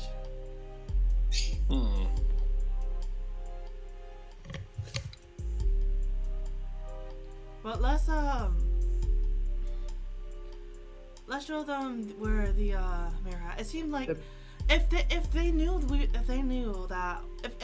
we had another one here, they would have been here, especially a month ago. So it must mean they don't exactly know it's Where this here. one is. They probably only went after the general because like he has it. They might not know how to track it. For all we True, know. because if you crashed, they would have been here already. Well, And also because they were going to a person that in rumor should have it. I was trying to hide it when that vast figure showed up and I took off. Celia gives all of you guys a concerned look.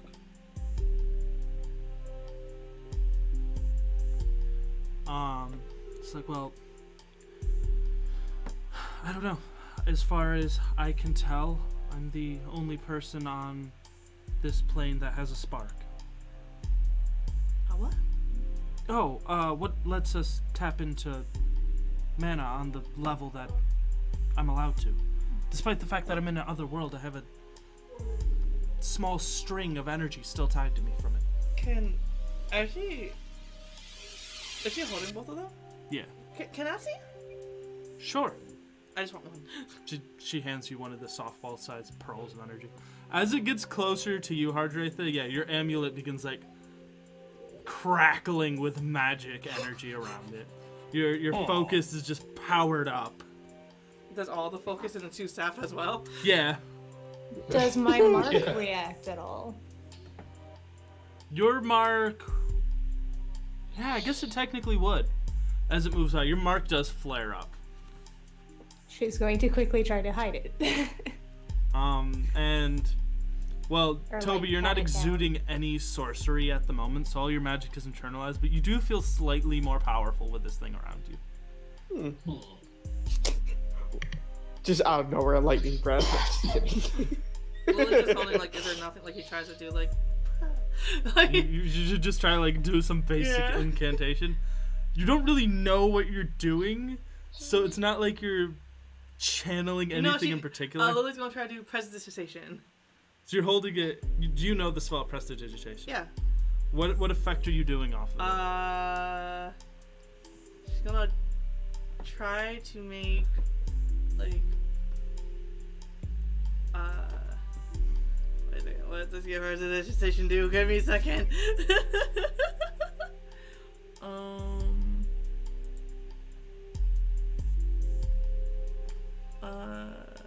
This is a very exposition role-playing heavy episode. Yeah, sorry. She just uses to try to like just to make the tea warm. The coffee warm on the table. So you go to use it, the cup begins to boil and burn as like magma cracks begins forming around it. I'm gonna use some ice, cold. It freezes up and shatters. Toby's like just thinking. He's like, let me try something real quick. He'll hold out his hand. Is it a good idea for all of us to be touching this? Oh, I'll be fine. I'm always hunted down, I mean, whether I like it or not. I live with it. But I was trying to see like maybe like how can you tell if you have a spark with it? Oh, so it's like, you'll know if you have a spark. For me, I teleported to a random forest on top of a massive reptilian creature, and we had some sort of unusual soul bonding moment, and now I can summon beasts. Oh, wait, actually, and Lily's gonna get up. Hold this for a moment and give it to her. I have an idea to see if it interact with our stuff, to see if how maybe it's similar, to see it as an experiment. Sure. She offers the ball to Toby because she saw Toby wanted to hold it. Lily runs. So Lily runs out the room. Toby, you grab a hold of it. As you do, it's somewhat like Thanos grabbing the Infinity Stone. Our magic just sparks down your arm, and you're having like trouble containing the amount of magic surging through you at this point. Because unlike a wizard who just channels the magic around you, you are innately magical. And it pretty much, I just start glowing. Yeah, Does just it start glowing lightning and just lightning? crackles all around you. It's like it's like this. Lightning starts crackling around me, including my horn, and then you see all the ruins that are on me just suddenly glow. I'm like, huh, this is new. How long do you plan to just hold it? Not long. I'll give it back to Celia. So as you hold it, actually, one thing you notice, the pearl's color shifts to more of a blue tone. Well, because normally it's this kind of mother of pearl opalescent rainbow-like color. When you're holding it, it shifts to a blue energy. And would this energy represent what type of element you're strongest with, or? I mean, you can keep experimenting with it. Celia's kind of here just to keep things in check. So if you want to pass it around and see what it does. Yeah, I kind of like hold my hand out to hold it. Yeah, Or all little kids or something powerful. Yeah, So- I just passed it to him. So Hardratha, as you hold it, it has a white blue kind of glow to it. Your ability is like you have Mage Shield, right? Mage shield, like you mean like the shield? Do you have like Abjurer's Shield is like one of your abilities? Alright, yeah, the abjuration shield, yeah. What is it? Arcane Ward. So yeah, your Arcane Ward goes off like without you being able to control it because you don't know how to channel this much power. So you have this like these massive floating shields floating around you, and like an arcane armor forms around you as you're holding it. Because you're not skilled with it, and unlike Toby, who's just innately magical, so he's used to holding mass amount of power. If you hold it for more than like a second, you're gonna cast wild magic just because of the sheer power. Yeah, so after saying this here, I'm just gonna be like, okay, here you go. You can have it back now. Well, monster. Necrotic energy burst. Oh my god, no! Rip. 1d10. Oh my god. So just boom. It shifts because you're trying to like somewhat manipulate it. It shifts to a pure black color, and like you can see the soul energy of everyone in the room getting ripped into you. I think at this point it's like when Lily would, like after that happened, Lily opened up and they're like, oh, so what just happened? Hardratha has like armor around him and like these blackened energy as like he drops the pearl. Do you like drop it or do you just like roll it to someone else? Yeah, I just kind of like tap it to roll it. It was like, nope. Yeah, like you see that happening to Hardratha. You see me glowing and crackling with energy. It's like. Things are happening already. Okay, I have a lot to learn. Maeve is just a little too uncomfortable to even touch it just due to it just being passed in front of her and her mark started going off and she had to pat that down, so she's like kind of leaning away from it, not feeling comfortable. Mm-hmm. Though she was... Lily would be right here. She just entered. I'm curious as to, like, was the box that it was in protecting its magic at all for it not to go off while I was holding it in the box? Yeah, while you were holding it while it was in the box, it didn't seem to affect you. However, you can still sense it from outside the box. The energy of it. Are you Did sure about anybody that? even react to the fact that her arm kind of caught on fire earlier? I mean, Lily, like, in the room? I mean, for Lily thinks, like, you may just have, like, a fire problem, like, magic, because, like, you came downstairs after sleeping with burnt clothes, so, like... Right. No one else saw it. Like, it was just Lily who saw it. Like, oh, go upstairs. There's shirts. Well, because when it got passed by her, it started... Her mark started So, breaking like, out of it. yeah, so you felt the flame and, like, magma crack across your skin, but your flame didn't actually, like, go off. Okay. So like, anyone who's looking could definitely see a glow of heat across your arm, but I think everyone was more captivated in, ooh, shiny magic item. And I want to play with it after I was told that this thing is uber powerful. But then again, remember, you're talking to a person who's also glowing at the moment. Ruins around me just start glowing. I'm just making sure due to, like, society and stuff with what she has. Yeah. Well, I'll return. I had an interesting theory. So it's like, well, what's your theory? And Lily takes off her chakra. So, and Maeve and Hardratha, this should be the first time you guys see it. Well, actually, no, you guys have probably seen it, but, like, not really noticed it earlier. But, it's like a big, oh lord, she's 8 foot now. That's like a large chakram. How big would that be? Probably 3 feet across. Well, I think like, cause it goes past her body a little bit. So like, would it be 3 feet, or like how wide is this table? But considering you have to consider you're much wider than this table. Yeah. This table's like 2 feet. So. I think like maybe like 3 or 4. 4 feet. We'll say 4 foot. Yep. 4 foot large chakram where the complete edge of it is completely kyber crystal. So it's this black, insidious, evil-looking, jagged crystal edge around this master work craftsman chakram. So I had a theory, like okay. So I was wondering, maybe those pearls may be drawn to stuff like this in our world. The reason why I thought this because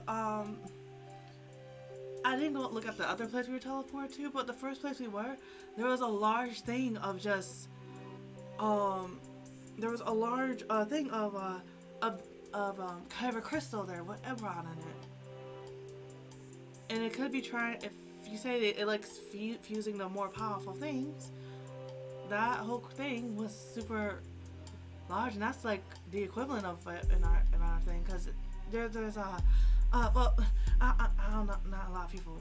I mean, maybe people know, but I don't know. But there's like a deep magic and with these, I'm personally, well, ignore, but I don't know.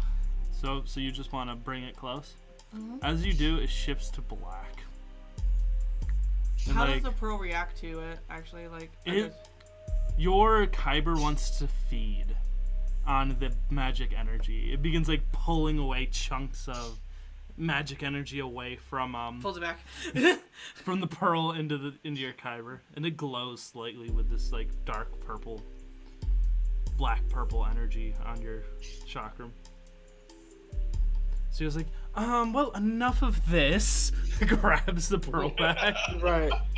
No, I was like, Celia was This holding it, and like he moved shenanigans. it close to see how it reacts, cause I was thinking what it could be is like, well, since there seems to be less crystal to pearl, but could be where chunks of crystals are at, could be trying to get the power out of the pearl.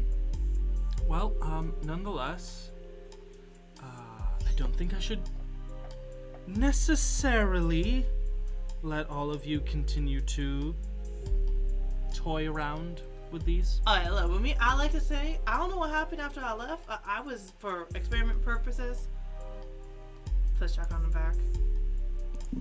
I think you all are trying to experiment a little bit too much with something that we don't know much about. I mean, isn't that magic itself, though? You're not wrong, but I don't want anybody getting hurt.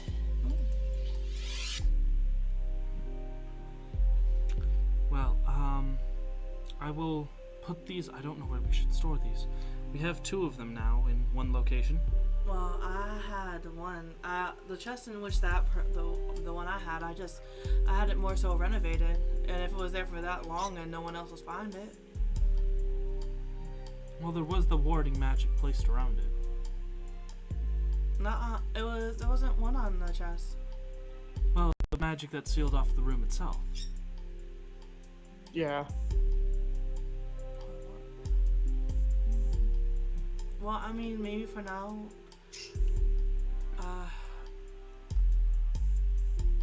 I'll leave it, have them with you, because at least people can't scry into your room. And if you wanted to look into self-harm warding, ward where the chest is at. She nods her head. She places the one back in the chest. Mhm. Question, Maeve, were you just gonna let these somewhat strangers just keep a hold of this object? She hasn't been given any other orders, and don't let the masked assailant take it, and these guys aren't masked assailants. Okay. Fair. So... But Yeah. but that well, other than them messing around, and now the 3 of us, we did a dumb and messed around with it. But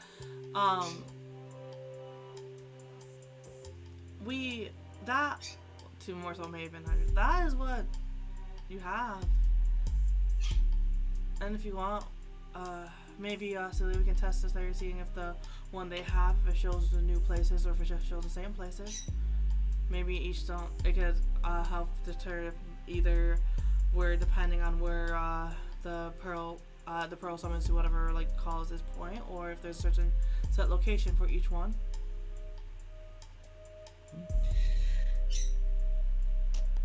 Like just putting the pearl in it doesn't exactly cause craziness. It's just more so, I seen when you first go through it is what caused it. Sheila kind of nods her head. Well, well, feel free to try it. I'm going to stash these away now. We could try another point since we had it out for so long. Yes, if someone's looking for these, it would be best for all of us not to continue to toy with them. Right.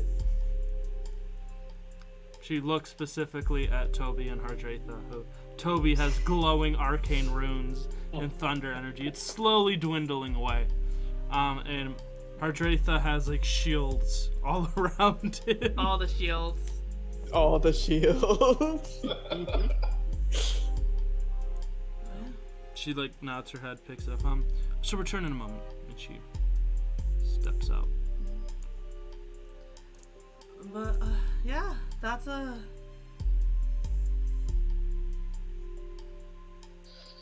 Okay.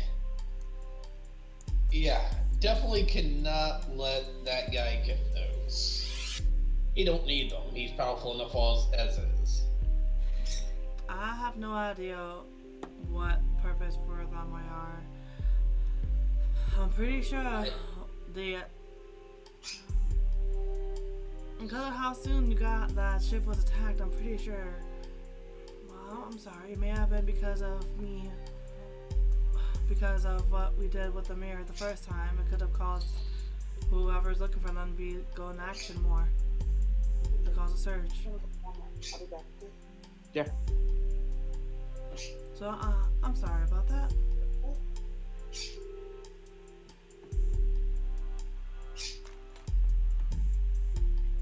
Alright, so with that, what are people's plans?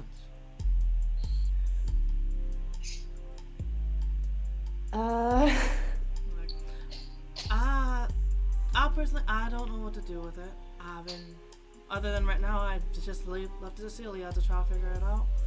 I'm trying to start up a restaurant, but I know you have family loss, and I don't know what you have going on. My entire thing for coming here was to find out what the cause of the magical anomaly that happened a month ago. Well, you found it. Yeah. Do you even have a place to stay, hon? Any plans? Who are we talking to? I'll hydrate that. Okay. No, not really.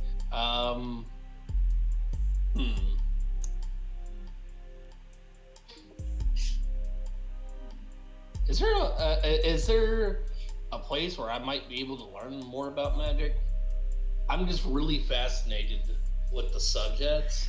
Ever since several months ago, I saw two wizards, and they were kind of fighting, and it was kind of awesome. Toby, you would know that there is a magical academy in Shar. That if he got connected to the right people, or if he just has loads of money he could pay to go see. You would also know that there's an underground, less official school of magic that's more secretive, but they're also known for less orthodox methods. I would relay this to him, but well, depending, I could probably get you into either or.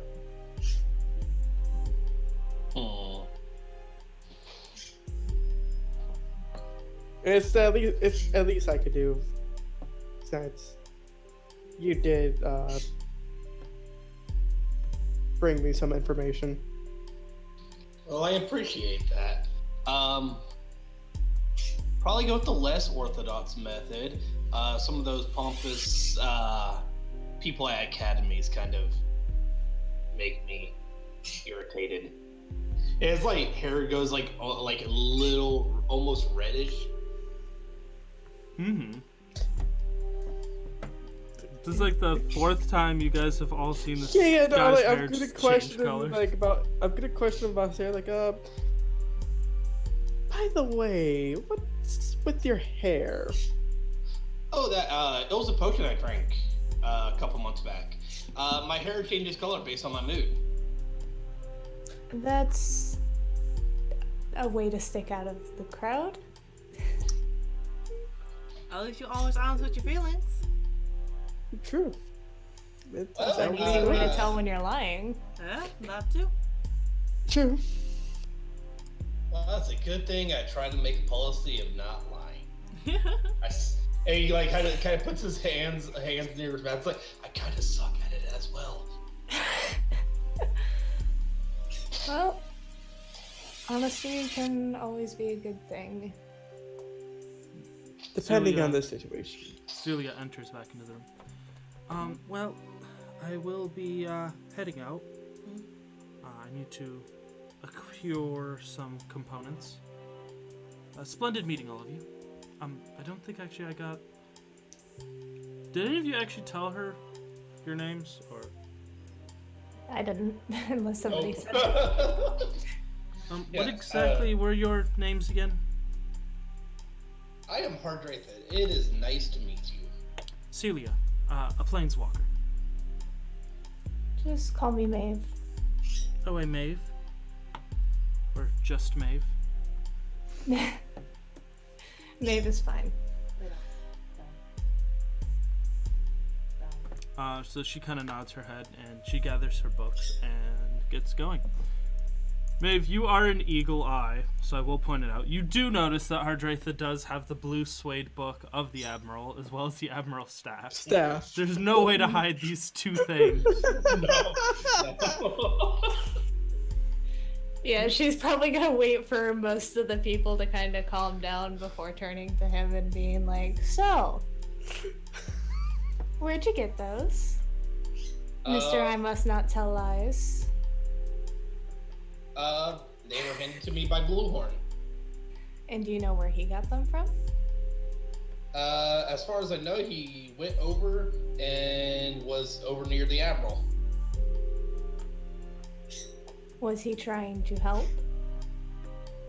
Yes. In what way? We went over, or we said that we had to get him out, and he went over to the Admiral, and later on just returned with these items.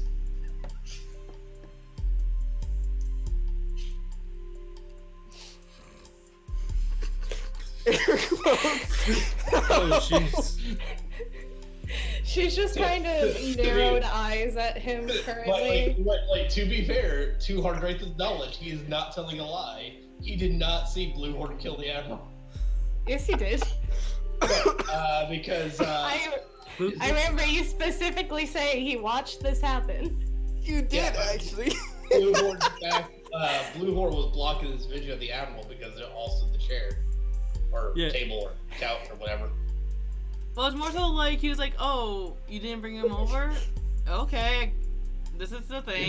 Exactly. It's like, But pretty much from this, she could gather what pretty much happened because of Yeah. her knowing Bluehorn.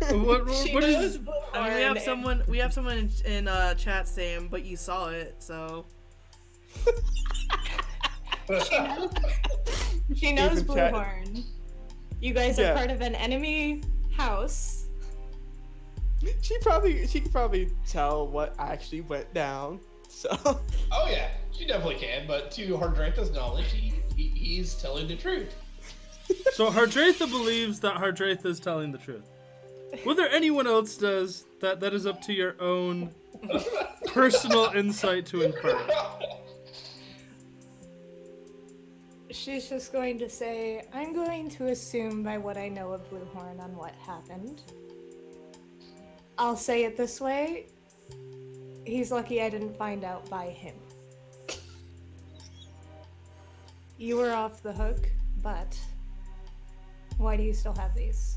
Pointing to the staff and the book. No one has came for them. Well, by my job and by me being part of that house, it would be my responsibility to take them back to his family. I could respect that. And like, I set the staff down, but I kind of look over some of the spells in the spell book real quick. So as you go to open the book, it's locked. It has an arcane lock on it. Oh, okay, here you go. No use to him. so close. I tried. So she says, thank you for being civil about this. I will most likely be back just because I do want to know what's going on with these pearls. Yes, so do I. That's no problem. I mean, I was actually just about to say, if you wanna come back and with me, I mean, I know Miss, you're a mercenary, yet you also have connection to the house. I don't know how far your mercenary go, but They probably won't have another job for me for a while. well, if you want, I wouldn't mind going down below, looking through the ship, seeing if there's anything they may have forgotten. And well, if you wanna, if it's your family may be down there, I don't know. Oh, that's what I'm going to do next. Cause yeah, I want to go down there and hope to see if there's I heard there's some interesting critters down below. Want to make some good meals out of them. Well, you're not a part of any house that I know of, so you're welcome to accompany me if you. Oh no, wish. I won't believe in the house and stuff. See, my goal is to eventually have this restaurant go good, and once it starts getting good, having it become do a little guild thing. I have some of my own personal reasons why I came here. This is a city of dreams, after all. We do all have our own paths and what we want to do with our lives, so I do not blame you. However, it may seem as my goal may be changing depending on these pros. Oh, if you want, I can at least show you guys the mirror itself, so you have an idea of what it at least looks like. It's And what interesting. at least caused the phenomenon. Alright, so you guys are gonna head upstairs? Yep. And as we go, I am going to like turn to Babe and be like, oh, and by the way, I am sorry for stowing away on the airship. I am sorry for sewing away on the airship. Be happy I caught Bluehorn and not you. Well, things played out the way they did. I am happy for the backup, though. I just do a thumbs up. Thumbs up. Yep. Oh, way. So you guys go upstairs. It started to rain slightly harder outside at this point. Normally the weather is controlled by wizards and stuff to keep the city at an optimal temperature and stuff, but with all the chaos going on, that seems to might have slipped the radar. Right. This way. So, yep, you open up this door, and as you enter in, there's a very large green ritual circle, and then there is a blue, red, white, and black ritual circle placed around it, with the mirrors put in the center. This is the room, and that's the mirror. The mirror itself is very elegantly crafted with a space directly at the crown of the mirror. Runes run along the side that seem to be able to be activated or deactivated. The mirror itself is an opalescent color, and with it not being activated at the moment, you can see the reflection of the room, but your own personal reflections don't show through. If you want, you can touch the mirror. It's not a normal surface either. Yeah, like Hardratha goes over and starts poking it, like, Yep. ooh, what's this do? Your arcane focus, which yours is like slightly unique. If there's a magic item within 30 feet, it doesn't necessarily tell you what the magic item is. It kind of hums with power based on how strong it is. I have a feeling your curiosity is going to get you killed one day. Saying that to Hardratha. Most likely. So Ardratha, you like tap it, and like as you hit the glass, it's hard, but it ripples. The glass itself like ripples, like you poked a still body of water. And yeah, it's just the whole room hums of magic.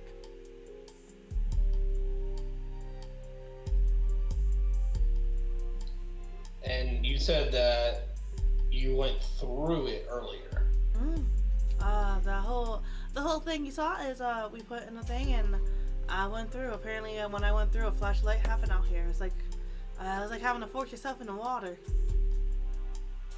But yet, when I came out on the other side, I was completely dry and in a whole other place. That's actually where I got Corntha. You didn't meet him, but he's a snurf nibbling. We went to a prison. Toby and I and Celia went to a prison place, and well, when there was Sonic Kyber repaired. Is my thing still glowing? My jackal. Yeah, it's slowly fading away. Like all the magical effects, now that you guys haven't been like within close proximity to it, is all starting to fade. Like Toby's probably lost a few runes at this point. Like just I was curious because you said it actually took some magic from it, so that's why I was curious. Yeah, it's still glowing. Okay. Why are you gonna exert the magical energy? No, I was just curious. Mm-hmm. Because it would be the first time that Lily ever seen our thing glow before like that. True. Maeve, as a blood hunter, and you've dealt with unusual rituals before, both you and you can make a Arcana check. Hardratha, you can make one with disadvantage since you're not proficient. Just a normal Arcana check, you said? Yep. Okay, you cut out a little bit. I do apologize. It's not a tactical reroll stream if we don't have tactical difficulties. Mm-hmm. So I do better with real dice. I feel you there. I feel you there. woo. Yeah. So. That's it. So Hardratha, you're looking and it's like, yo, these runes are super complex.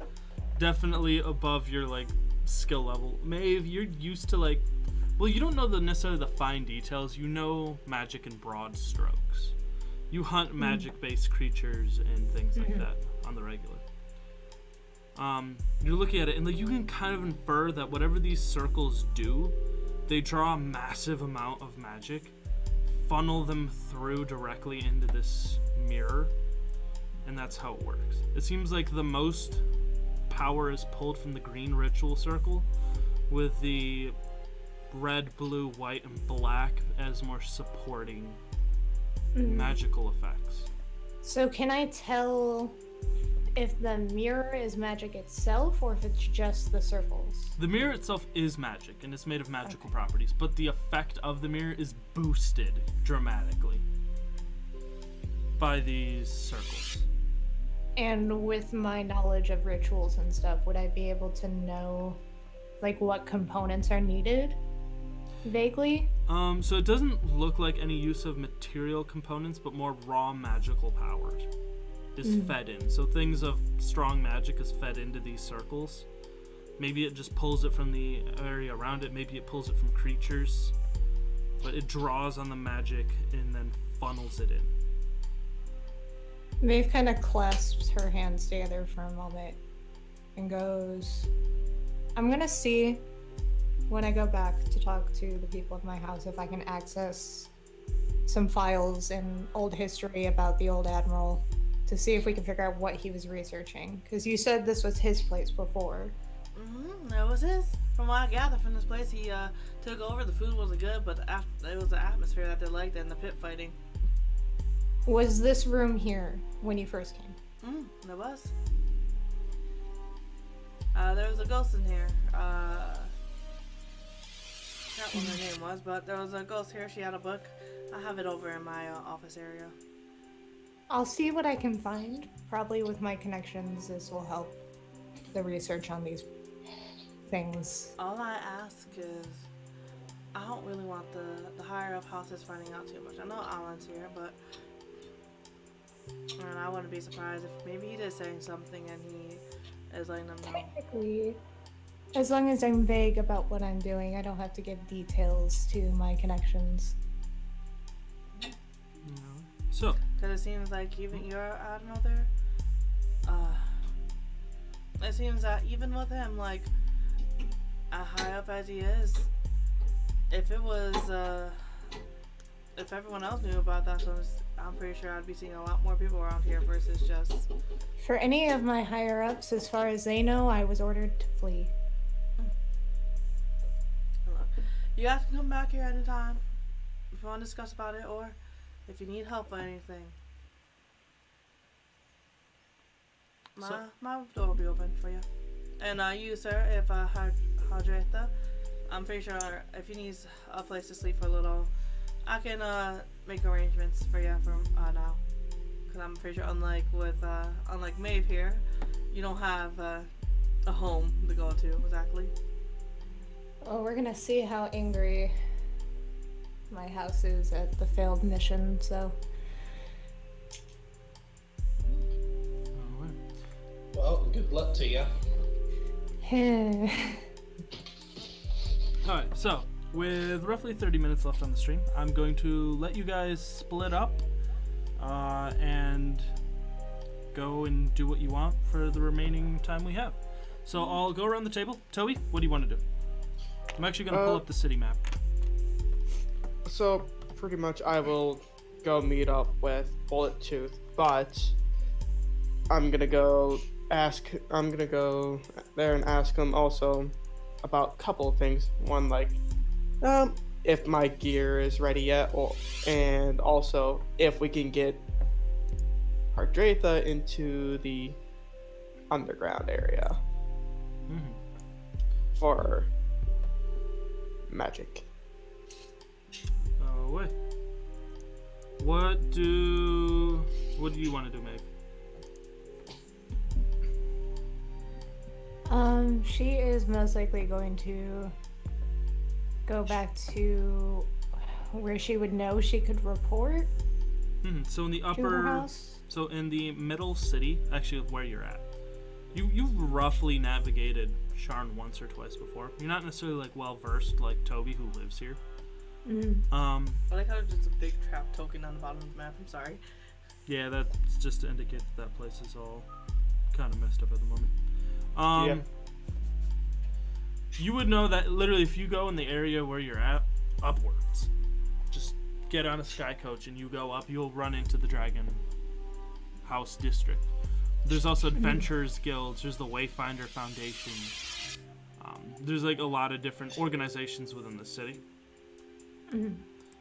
So you could go outside, pay a few gold, and fly up there first class if you want, or you can wait in the long line and take an elevator up to the higher levels. So yeah, so you can do that. Just due to the urgency of everything, she'll probably pay a few gold to get up there quicker. Okay. Lily, what do you want to do? So, Lily actually wants to. She'd want to like see if her if the chakram causes any problems with the mirror, since it has some of the energy with it. See how it causes a react, and try to meditate with the stones to see if like what her ultimate goal is to see if like the power has caused something to spark. So you're trying to figure out like what this spark is that. Alright, so you're gonna like go into Celia's room and grab the. No, she's not like she don't see like with the little bit that like. Oh, it's on your chakram. To see if there's something. If there seems to be something, probably then go and see what's going on. Alright, so we'll start off with Toby. Toby, you leave. Did you go over Hardratha's? Oh no, you're right. Yeah, I was gonna say, let's ask him first before I kind of drag him. Hardratha, what were you doing? Well, I mean, if Toby was like, "Hey, come with me," then he'll probably go with. Because Toby said that he was going to help him get in and learn more about magic. If you want, you can simply peruse the city. There are many shops and districts. So, like, just to put into context what's around you, there's Granite Hall, which is a collection of shops to the south.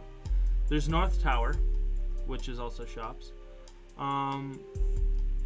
Baldari's Heart, which is inns, so if you want a place to stay close by. There's 2 residential districts, and then there's a bunch of cafes where you're at. That doesn't fit your fancy. You can cross over into the southern plateau. There's the Torch Fire, which is like theater, so there's loads of bards and stuff. There's the Firelight, so if you're up to some scandalous activities, there's the Red Light District for you. There's Central Bridge, which is a bridge that has loads of buildings built on it. I have a question.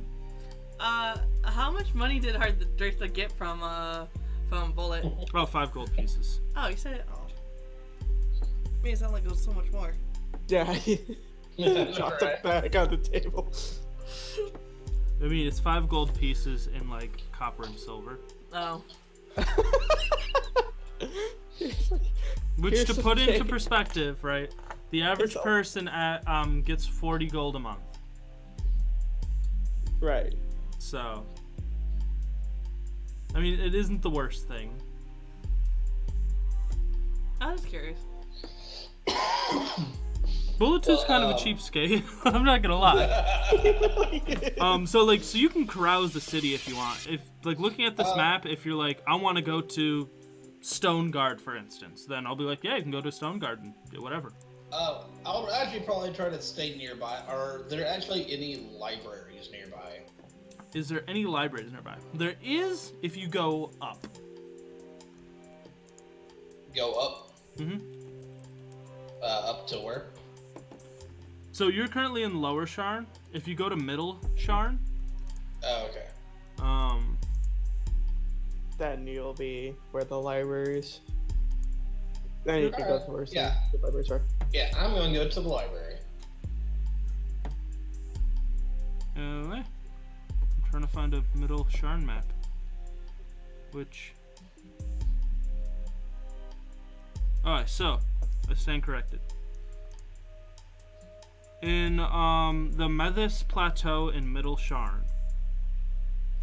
there is the Everbright Mage District. That's where you'd want to go.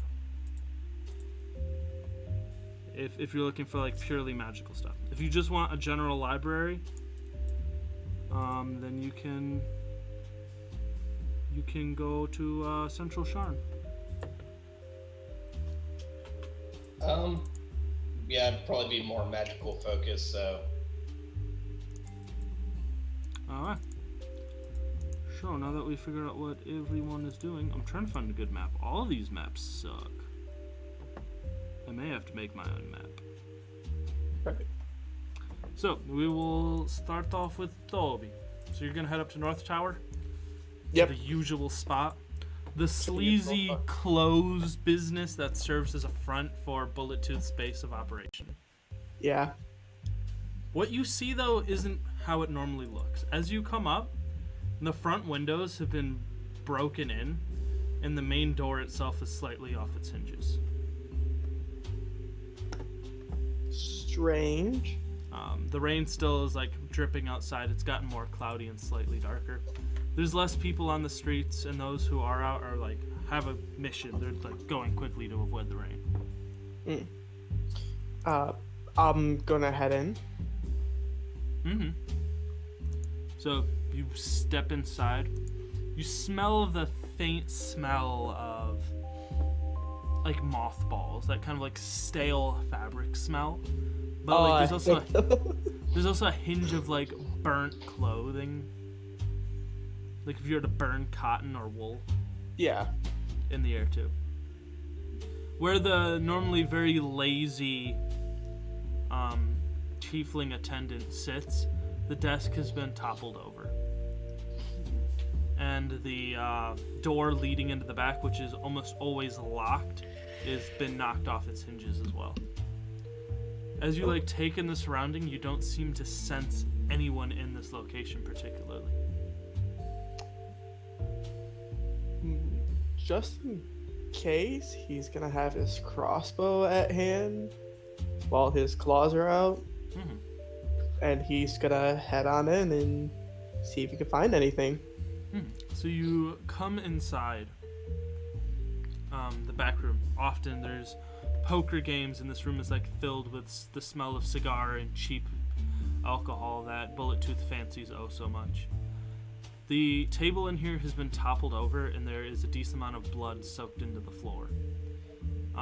You notice that in the far corner, there actually is a silhouette of a person burned into the wall itself, and there's like a large amount of static electricity in here. The door that goes to the stairway that leads upstairs to where Bullet Tooth sleeps and where they have like a mini barracks is still locked, but the door's still intact, but it's like slightly open, like someone like picked the lock and went up there. You can roll investigation checks to get any more information, but what you can immediately perceive is that. Yeah. I think he's gonna investigate a little bit. Mm-hmm. Never mind. So you're looking around, you're kicking over stuff. You're like, well, there must have been some sort of fight here. The blood is human or dwarf. It doesn't have that green elven tinge to it. Right. It's dry, so it looks like it's been been dry here for for a a little while. bit. Yeah, like at least maybe a day. You go over and you look at the burn mark on the wall, and you rub it off, and it's like maybe this was like fire. Whatever it was is like really a directed blast because it hasn't damaged anything else in the area. Yeah, so Hilariously he- enough, the alcohol cabinet is completely intact. There's actually a broken bottle sitting on the outside with glass like shattered around it, like someone bashed it over the corner. Oh, at least the cheap alcohol is still here. Guess I'll head on up then and see if I can find into the barracks and see if I can find Bullet Tooth or anyone. Mm-hmm. So you open up, and do you go up stealthily, or are you just like walking up? I'll just go right in. Mm-hmm. So you go up there, you come to the top. The top door is like completely locked and shut, as is per usual. It has where like you would knock, and they have the peephole that slides open, and they look out. Right. Which is all like closed up as normal. There doesn't seem to be any indications of like a scuff or a fight going on in this area. He's gonna knock on the door. Mm-hmm. You knock. The door, the little slit slides open, and you see the large yellow draconic eye of Jackknife. And then you see it slide, and you hear things like unlocking, and they open the door. And yeah, you can walk like right in. Jackknife kind of blocks the way. He like squeezes over to one side enough to let you through. And he's pretty hunched over in this smaller, confined area. We gotta get a new room for you, brother. He just groans. So, what happened here? As he would walk in. Changelings. Changelings happened. He's like, hold out your hand real quick. Okay. He'll hold up his hand. He takes a rock salt crystal and like plinks it onto your hand, and then stares at your skin for a moment and nods and picks it back up. He's like, you can never be too safe. Even when it comes to family. Hey, changelings, man, they're pretty, well, I wouldn't say that being a judge of character is my specialty. I leave that to you. Bullet Tooth is in the back. Thank you. And he'll just head over to. He goes back to his post at guarding the door. He, instead of sitting on a chair, he has like a table that he just kind of uses as a seat. He'll go into the room where Bullet Tooth is. Bullet Tooth's in the back, smoking a cigar, looking at like the rainy window. He seems to be like deep in thought and doesn't even really notice you entered.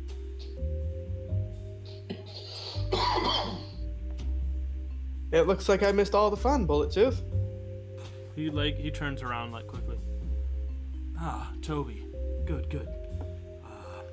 Well, you missed the fun, yes, as you said. I invited the usuals over for poker, but what I got instead was assassins. Wolves in sheep clothing. Literally. You invite the boys over for a good smoke, and what do they send you? Changelings. God, I hate changelings. Who would send assassins after us? Well, who wouldn't? Fair. There's so many new people coming and going, the vying for power. Unfortunately, I lost the doorkeeper. Not like he really did much anyways. So I'm currently looking for a new person to sit at the door and sell cheap clothes. you got to keep up the front. Fair. Ah, yes. Where's my manners? The whole reason why I called you here. He hands you over like a folded up scroll with like twine holding it together. Don't be shy. Take a look. I'll open it up So and read what it says. as you open it up, it's a list of times, names, and locations. And it's like about 25 of these. And they range from a month ago all the way up to the present day. I pulled some strings and got this brought up. Attacks that match the one that happened to our boys. Now, I don't let anyone hurt any of my family and let them get away with it. I know the Voss says, oh, they're grunts, they're expendable. Well, I was a grunt too once. I don't We all care were. what those pompous Rikshasa think. When it boils down to it, this is my family. And ain't no one gonna hurt him and get away with it. But by the looks of it, it's not an isolated event. He taps the fifth one down. 2 weeks ago, you know the Thompsons. Nice human family. Or so I thought. Turns out, they were murdered. Cold blood, no reason. Also, they're changelings. I look down here. The Avernassis. Elf family. Dad was attacked late at night. Nothing was stolen. It was just torn up like our boys. Either we got a really ballsy serial killer or a monster that skulks around in the shadows. I honestly don't care which, I just want it dead. And I want it dead before the City Watch gets onto it. Our mutual friend, Hot Hands, really wants to catch this person because she wants a promotion. If I can kill it, She won't get that promotion. Yes, not only will she not get a promotion, but I'll get my revenge. And plus, I tell him what she usually tells him. Yep, she gave me the usual message for you. Splendid. I don't want to draw any attention to us, the only reason why I let her live. But maybe there's something you can do with these names. Places. They have access to it though too, so it's a rush at most of time. I know you have your own things going on with Miss Cook and your band of... I don't even know what you guys do. Do you guys play bridge? Is that what this is? You have a bridge club, you're over there playing cards. No. Those two over there we just met yesterday. Well, I met them today. Cook met him yesterday. After the events of that ship. But, speaking of them, Hardratha, the one who gave us the information, and the one we wanted to hear about, the masked man as well, that appeared on that ship. Apparently, he wants to learn a bit more magic. Do you think we can get him into the underground? See what he can do. I can talk to some of my boys and see what happens.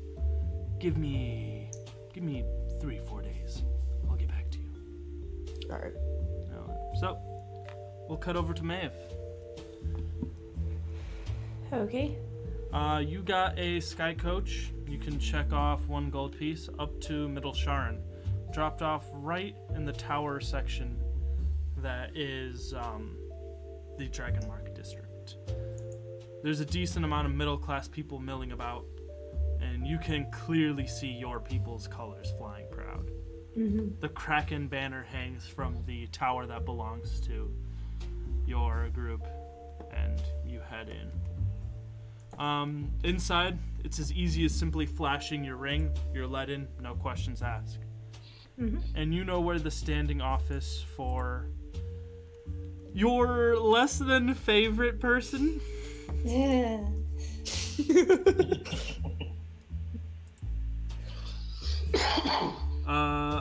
Farbiz. Yep. So if he survived, he would be at his current standing office within this tower district. You go up, he has his door closed, his blinds are drawn down, but you can definitely hear the annoying gnome's voice chattering away with someone on the inside.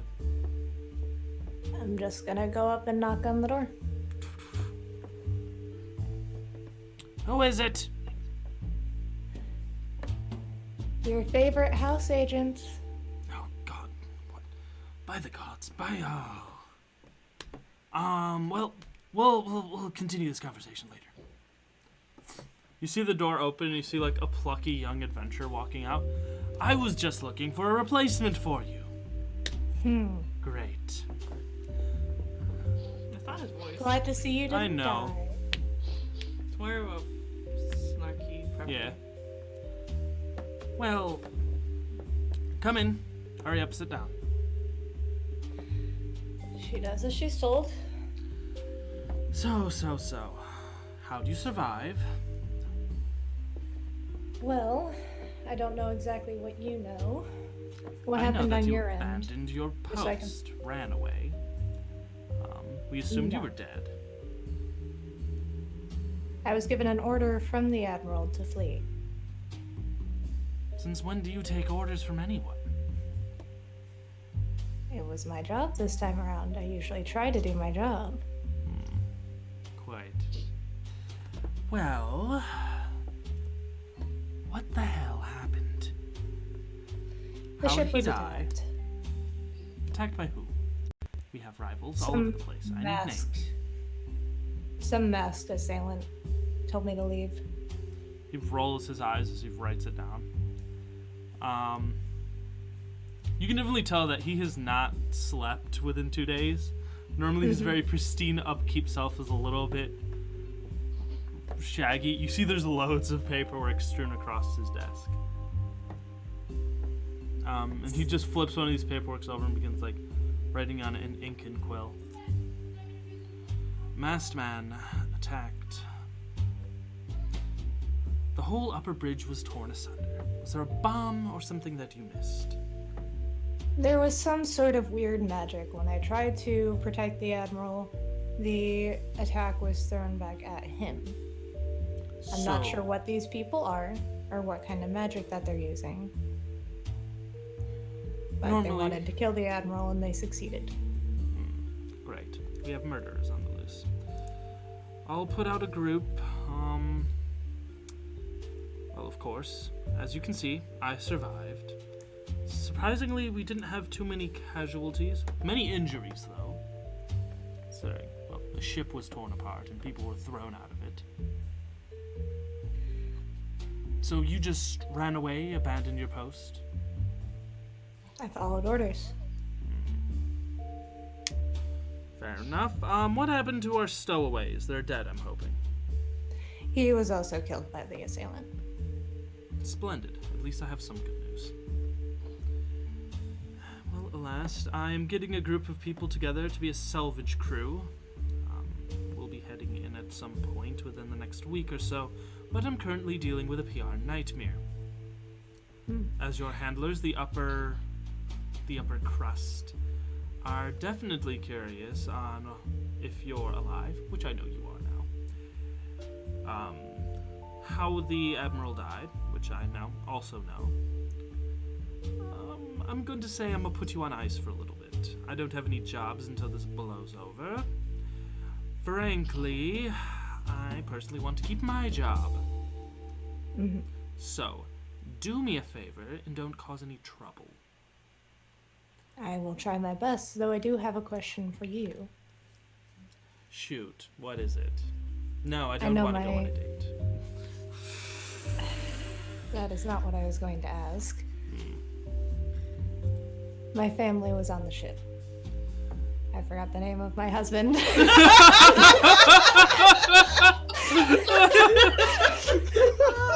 I paused for. That's awesome. Gordon Bronsback. What was it? I'm It's sorry. Gordon Bronsback and Brigitte Bronsback. Gordon and Brigitte. So Gordon she Ramsay. gives the names and asks if they have reported in and if they are alive and well. Oh, well, of course they're fine. Do you know where they are? Now that's a splendid question. They are currently residing at an inn, in the lower wards. We gave them what I could consider a generous allowance of money to establish themselves temporarily while we figure out about relocating everybody. Okay. Baldry's Heart in district, lower tower area. I don't know, I didn't travel much.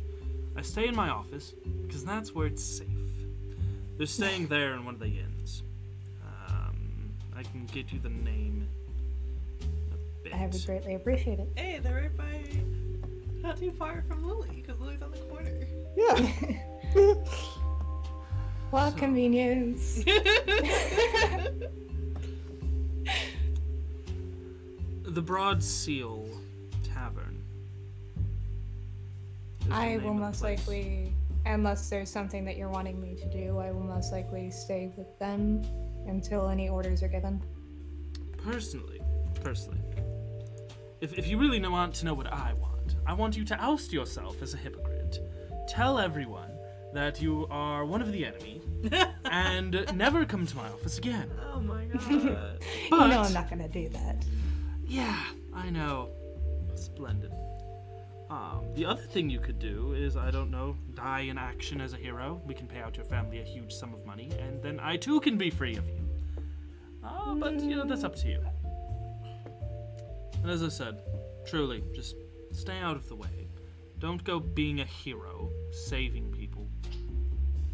If it's my family, of course I will. Anyone else, I don't really mind. Good. Screw you, no. For now, here is your monthly 27 gold allowance, and then anything else you need, just call. All right.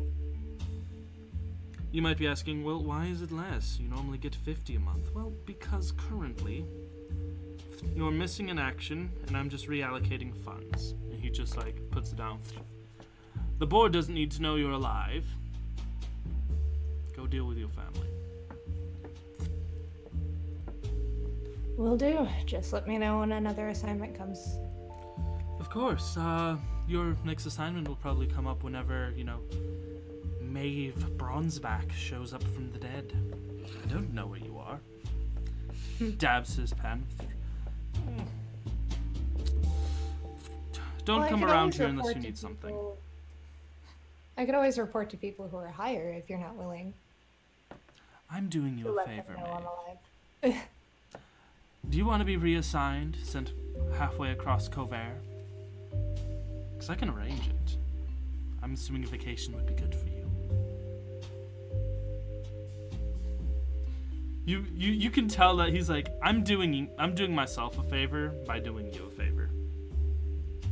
Well, since I don't want to bother you, I guess I'll leave you be. Splendid. Don't let the door hit you on the way out. He uses Mage Hand to open the door, lets you out, and just closes the door behind you. Alright, so it is the whoops. Hydrate this. It is the Broad Seal is the name of the inn that they're staying at. Hey. Write that down. Portratha. So, you're heading over to the middle area. Do you want to take it via Sky Coach, the direct fast way, or are you just gonna walk across some bridges and take some elevators? I'll just walk across some bridges, take some elevators. I'm not in any big rush, and just also trying to learn the area because new city. Oh. So as you go to the other plateau area, you can definitely see the damage closer. The towers on the far southern side are kind of still torn up.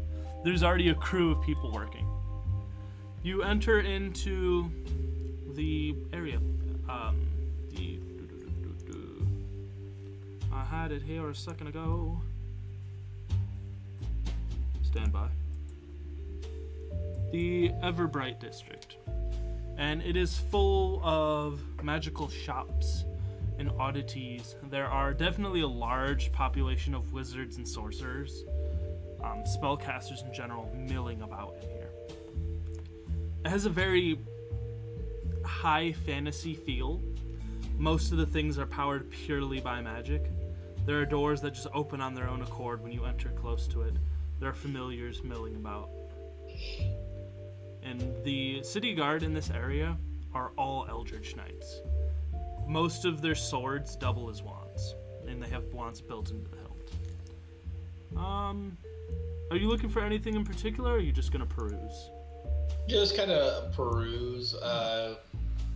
Essentially, just looking about, finding, essentially, books like, Magic for Dummies. Magic for Dummies.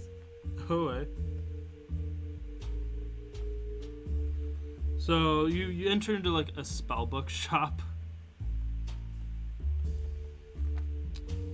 You are greeted with a gnome wizard, fairly young looking gnome. He has a tome set up and he is copying down spells from his book onto spell scroll parchment. Oh, greetings. How can I assist you? Welcome today. Hello. I'm just looking for maybe a book that could just help teach me magic. Oh, you're a self-taught wizard. Splendid. Yes. You're just simply wanting to learn more spells or the arcane fundamentals? The arcane focus.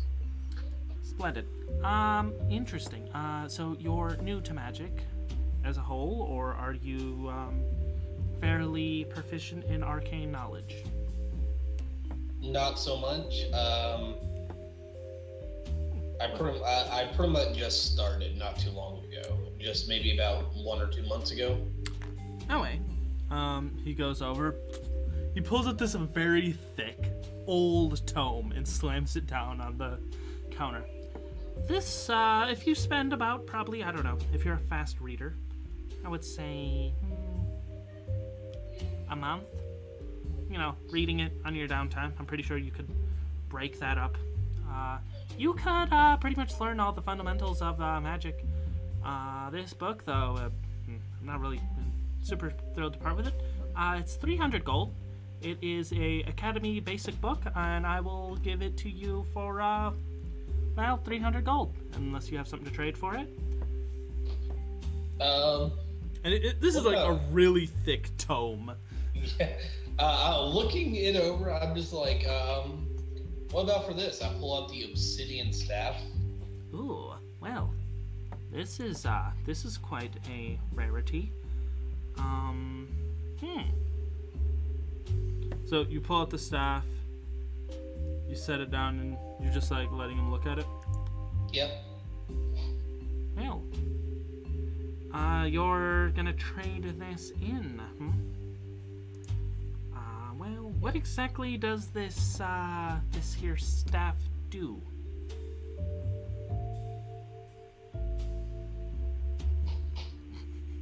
I'm not too sure myself. Well, it looks interesting. I personally don't have an identification spell prepared. But it looks interesting. Can I go ahead and cast Identify on it? Do you know Identify? Yes, I do. Oh, hey. Cool. I will, put it in there. Staff of the Adder is the name of it. It's a black wooden staff that has been intrinsically carved into the head of a striking snake. As a bonus action, you can speak the command word and make the head of the staff become an animated poisonous snake for 1 minute. You can go in and pretty much look at everything. And yeah, you could totally trade this staff for the book and cover its full cost. Okay. I'll do that then. Alright, so I will remove the staff, and instead you will get a Tome of Knowledge. And he will tell you pretty much how it works. So this here leadership and influence, Tome of Understanding. 48 hours over the period of 6 days studying wisdom. No, that's it. I'll have to find it. But this item, as you read it over time, you will learn all the fundamentals of magic, magically imprinted directly into that head of yours. Once you read it, though, the reason why these books are so expensive is, it magically lodges the knowledge there, so, just in case, you're really dumb, you can't really forget it. So once you read it, it's kind of useless to anyone else. Keep it, though, for reference material. Thank you. Anything else I can help you with today? You looking buying spellbooks, wands, arcane focuses, orbs? I do sell a series of amulets if you're into the psionic nature. No, thank you. I think I got plenty of reading to do for the rest of the day. All right, cool, very well. And he goes back to copying down his scrolls. All right. After that, I don't really have anywhere else to go, so I think I might go ahead and make my way back to the Bugle. All right, cool. I believe Lily Cook is the last person we're going to see what's up with. What is the ups? Well, I said Lily's gonna see if there. Once they leave the room, let's stay in there, see if there was any reaction to or check on being close by the mirror, and then try to meditate to see if she can, see if she can figure out something similar to the spark of whatever the spark is. Alright, so she just sit there Since and you Sarah, begin since the chakra does have seem to have a surplus of energy at the moment. meditating into it, right? Give me a wisdom check. That's the wisdom ability or wisdom save or. Yeah, just wisdom ability. Yeah, 10. A 10. So you focus in and you think maybe you hear a voice, some sort of Does it sound like entity. the whisperings I heard before? Yeah, but more clear. Okay. It seems to just kind of wash over you, and if you just let it, it seems to want to tell you a secret that you just can't seem to put your finger on. Okay. So since Lily knows this thing is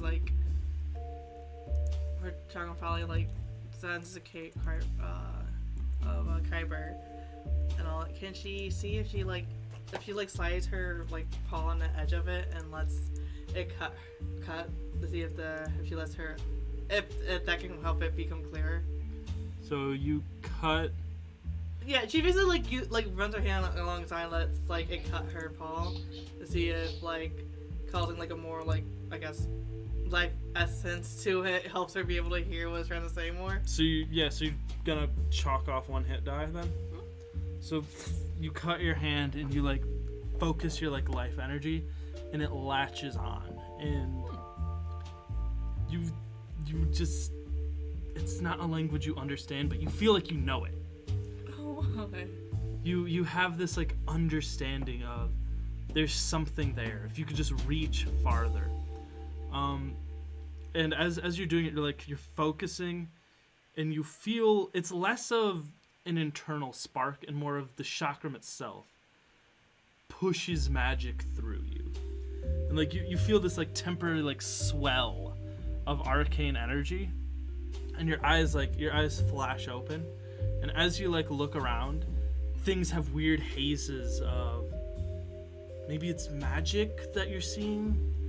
You can look and you can see through some of the walls, and you can see glows of magic coming off of people, or maybe it's the life energy essence itself, and it only lasts for a moment, and it stops. And like, you realize the reason why it stops is like, no matter how hard you force yourself, you just can't seem to like bring yourself to cut any more of your life essence into this thing. And like, even after the fact, you can hear like the whispering, chittering away at the back of your mind. Well, after that, Lily would probably like stand up and feel woozy from it. And just slowly make her way to the kitchen to eat and make like a more of a mental note on it.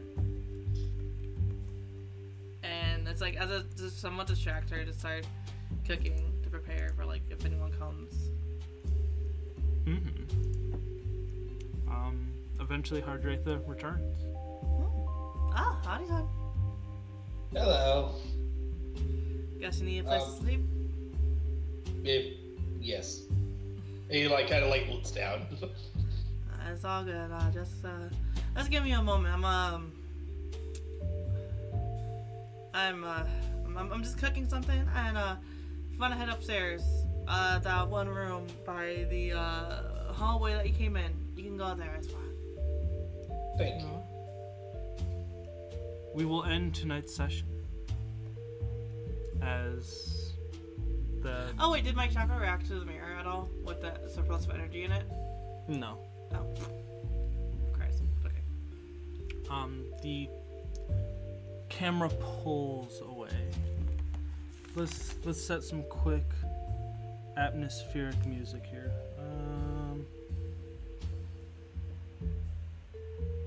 Maybe 12?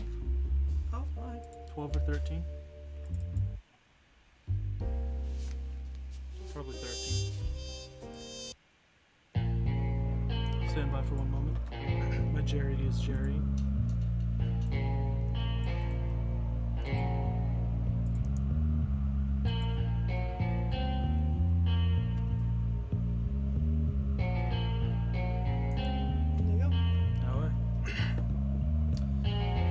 We pull back to a familiar scene. The arcane store that the gnome had sold the book to. We look through the eyes of some creature. The staff itself glows with this aura of unusual energy. The shopkeeper turns. Oh, hello. We're just getting ready to close. Anything I can help you with? His face drops as whatever the thing is, its form begins to shift and change, casting a large shadow over it. The gnome attempts to cast a spell. As it pans out, a holler can be heard from the shop. A sound with crunch of bones and the snapping of sinew. The snapping of what? The snapping of sinew. As the camera pulls away, we zoom back in. The shopkeeper, torn to ribbons. The staff itself broken, and the once powerful energy around it consumed. Next time on Silverpool Chronicles, murder in the bright light. Thank you guys for joining in. All of you guys who stuck around to the very end. Big shout out to our Jerry of the night. Always The Jerry of every night for keeping this stream going. And to you guys, the viewers, this video should be going up on our YouTube channel on Wednesday. So make sure to check that out at Tactical Reroll on YouTube. We will hopefully have banners. I'll try to set that up after this, linking to everything. And thank you all for joining in. And as always, as we like to say around here, I'm James, aka Greesh XP, and we're signing off. Bye. Take care. Have a good one, everyone.